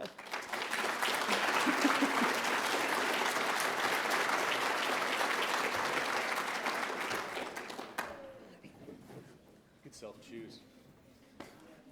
Did I see your hand? Yeah. Thank you for that presentation. I was just curious on that very interesting dam removal graph that you had from 1912 to basically 2022. Have you compared that data over the same time frame for dam construction in California to actually see if you kind of see what I'm getting at? Like, yes, there's been 2,000 removed, but if we built 10,000 in 15 years, are we really having a significant impact in that removal strategy? Yeah, no, that was an excellent question. So the question was about, actually I'll just go back to it so we can all see it in the beginning. This chart here, this is the numbers of dams removed. It's not a net dams removed. We did not take into account dams that have also been constructed. Now I will say, anything that happened before the mid-70s, there were probably a lot. But the Clean Water Act and the Endangered Species Act and environmental regulations put a huge damper on dam construction.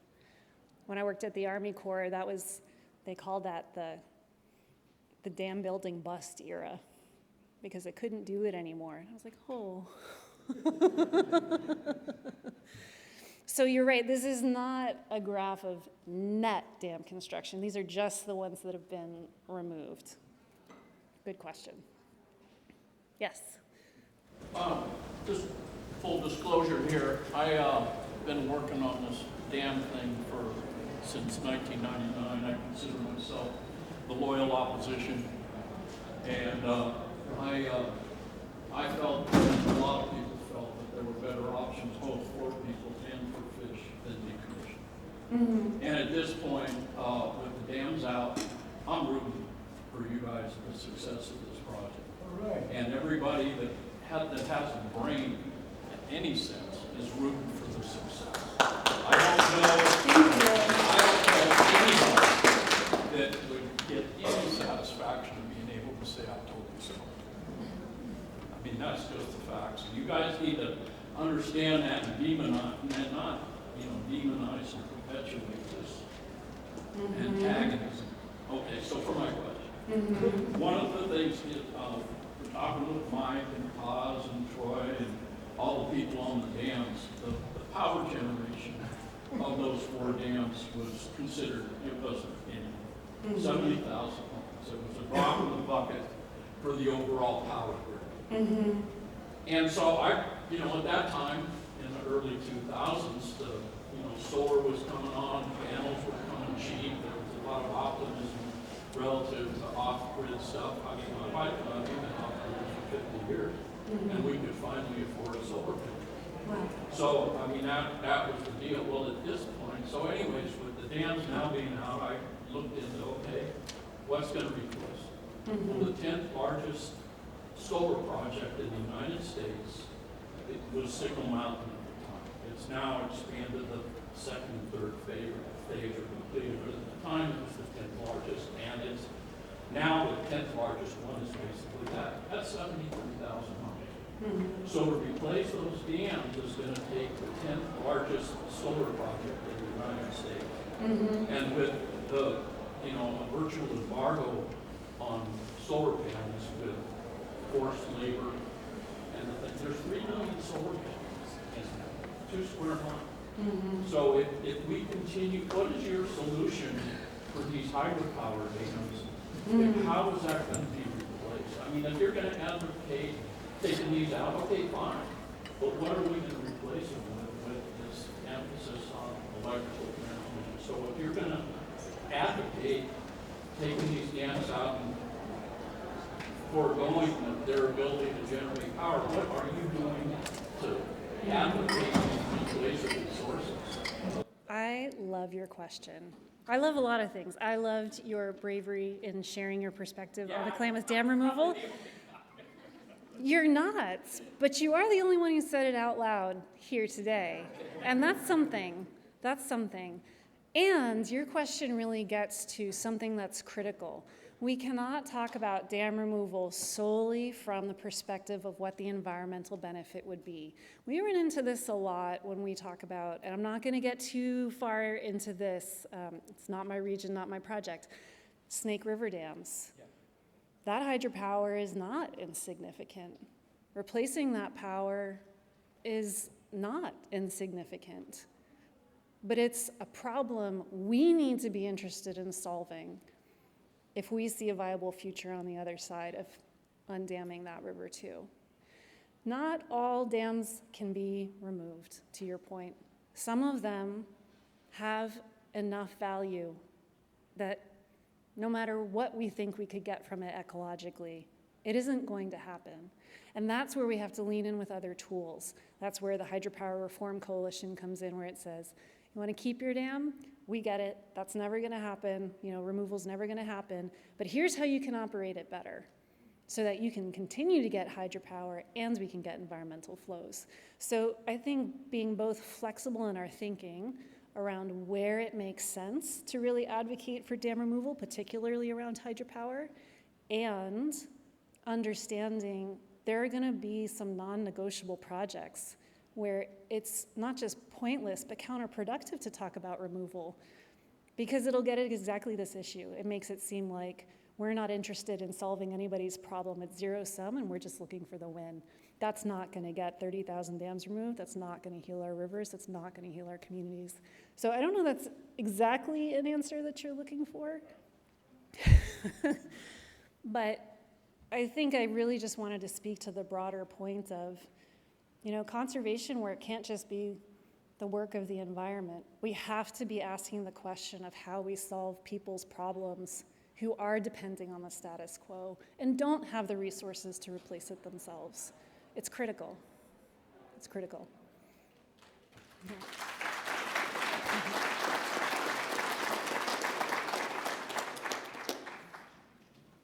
I think we might have time for one more, and then we're going to wrap it up.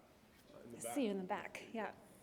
Maybe a very quick answer to this question. Does your definition of a dam include a 16-foot drop structure below which Chinook salmon have been seen and observed, but which can't get above the drop structure? Can you repeat the question? I'm sorry, the door was open. It got hard for me here. Does your definition of a dam include a drop structure with a 16-foot thing below which Chinook salmon have been observed and which can't get above the drop structure? So it's really just a simple question. What's your definition of a dam?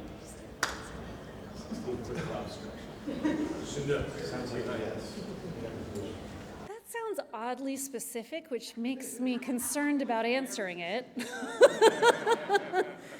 So I would want to hear more about what you're specifically asking about. However, what do I define as a dam? I asked the same question before I came to American Rivers, because I'm like, if we're only talking about the Klamath, that's never going to happen, and I'll just stick with my science. Where we have constructed bank-to-bank barriers, whether permanent or seasonal, that block flow, impact water quality, and in whatever other way interrupt the natural processes of a river. That's what we would define as a dam. But I've got my eye on you.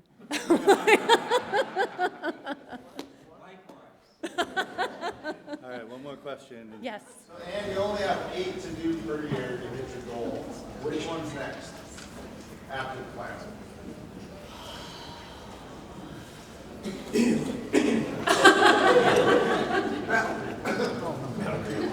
Well, It's the one that's the least useful at this point when you document that. That's, because that's Pacific Core and PG&E realized the same thing at some point. They did risk-benefit analysis of well and said, screw this, we can't make any money, we're not fishers, so let's get the hell out of here. And that changed the whole game, just like that. It was a corporate decision. So if you can use your formula, documentation of impact, you're going to win. And I got to tell you, you're going to do it. 2050 is 26 years from now. I'll be 107. I know that guy will be about close to that. About 10% of the people in this room will be here. I know at least 8 people that I can tell you right now their names, including Troy and others. I mean, not this Troy, but Troy Fletcher and others who are running here. Today, they're not here anymore. They have been here for a while. And we're going. So you better remember you can't do this. Our, what do you call it? Our post-war this way is about documenting human impacts from a study that was sponsored by the Clinton Fisheries Task Force. It showed the 1990 how much devastation was already going on out there, already happened. And it would take us this long to get this far. yeah, you're right. Yes, it's taken a long time to get this far. So everything we have to show you tonight is about what's been done already that you can draw on and the network is the way that Thank you, and I love knowing that we get to see it, because I will say, one of the most inspiring things I heard when I thought about doing this work and thinking about time, some of you may have heard me say, I had the opportunity to hear Anita Hill talk about her journey living through civil rights and doing this kind of civil rights work, and she said, you know, when I started, I knew where we needed to go. I knew where we needed to get to, and it was a sprint. I was going.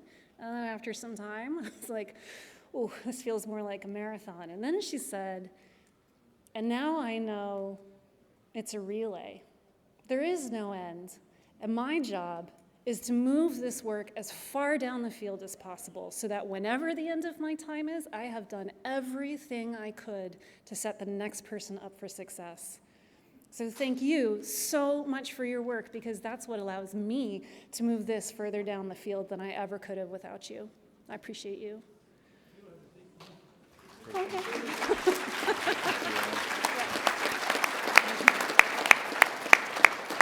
Well, I just wanted to say a couple words in closing here, and then Bob's really going to close here. One thing is I forgot to mention in the introduction, I first met Ann on a ranch in the little Shasta at the Hart Ranch, and I just saw the way that they really loved Ann, a family member. It really impressed me. I know the Harts; they're great people, and so that was a great endorsement. The second thing I wanted to say is that 3 weeks ago, I went to the World Fisheries Congress in Seattle, and they had a dam removal session there, and it was worldwide. This is an international.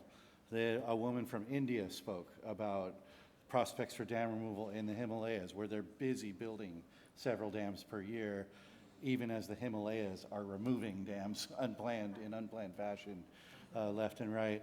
I heard a presentation from the Ukraine, where they removed a dam in the Caucasus Mountains in the middle of a war and got it done.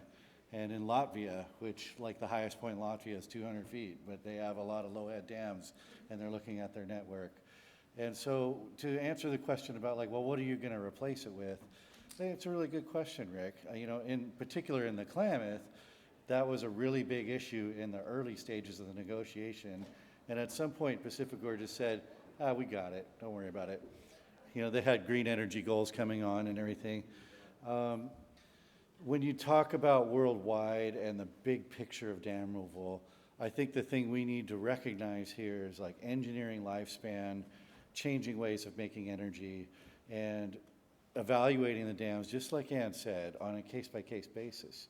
You know, there's owner willingness, there's ecological benefit, there's societal benefit from having the dam in, and then there's just like some dams are just wearing out, and what you're gonna do with them. Because if you just ignore the problem, there's like that big dam in Michigan, they just fail, they'll take themselves out if you ignore it. So I think it's a really exciting time right now, and I think, well, like what I said earlier, is that as a society, you know, the Klamath Dam removal it's interesting and it's right in front of us right now, but there's a worldwide or a global reckoning with like, what are we gonna do with this? We built all these dams so fast, and all of them are like right around 80 to 100 years old right now, or 50, or you know, and then, you know, the other thing that really struck me is we had visitors on the lower Klamath from Central America and Amazonia, and they wanted to talk to the Yurok tribe about dam removal efforts because they have dams being built right now. And they wanted to know what we did to get these dams out because they're trying to prevent harmful dams from being built in the first place. So if you look worldwide, probably the best way to take out a harmful dam is to prevent it from being built in the first place. And so that's these sessions with the visitors that we've had from indigenous peoples in Amazonia and Central America, and meeting people around the world that are dealing with dam. I mean, like, try taking a dam out in a war zone in Ukraine, but they did it, you know, have really given me sort of a broader perspective on this. And so that's why it was really satisfying to hear Ann's talk and these ambitions, you know, like what's the next dam to take out? I don't know, but setting a goal of 150, that's a good goal, and I appreciate you. So, and I appreciate all the speakers today. Take us home, Bob. You kind of stole the thunder. No, I just wanted to thank all the speakers and all of you, all the folks who have been doing this work for decades, the tribes, all the activism, everyone that put blood, sweat, and tears into making this amazing project happen. Like Kim, who stomped around those upper tributaries with me, wondering what we were gonna find to restore up there, everyone. And really looking forward to, you know, maybe next year when our project gets funded, we could tell you how many fish passed that Iron Gate Dam and that Copco Dam. And maybe we could find Rochelle's fish that made it down to the mouth, maybe coming back this year and finding a whole new open basin to spawn in. So looking forward to that, and thank you everyone, especially all the speakers. So really appreciate it.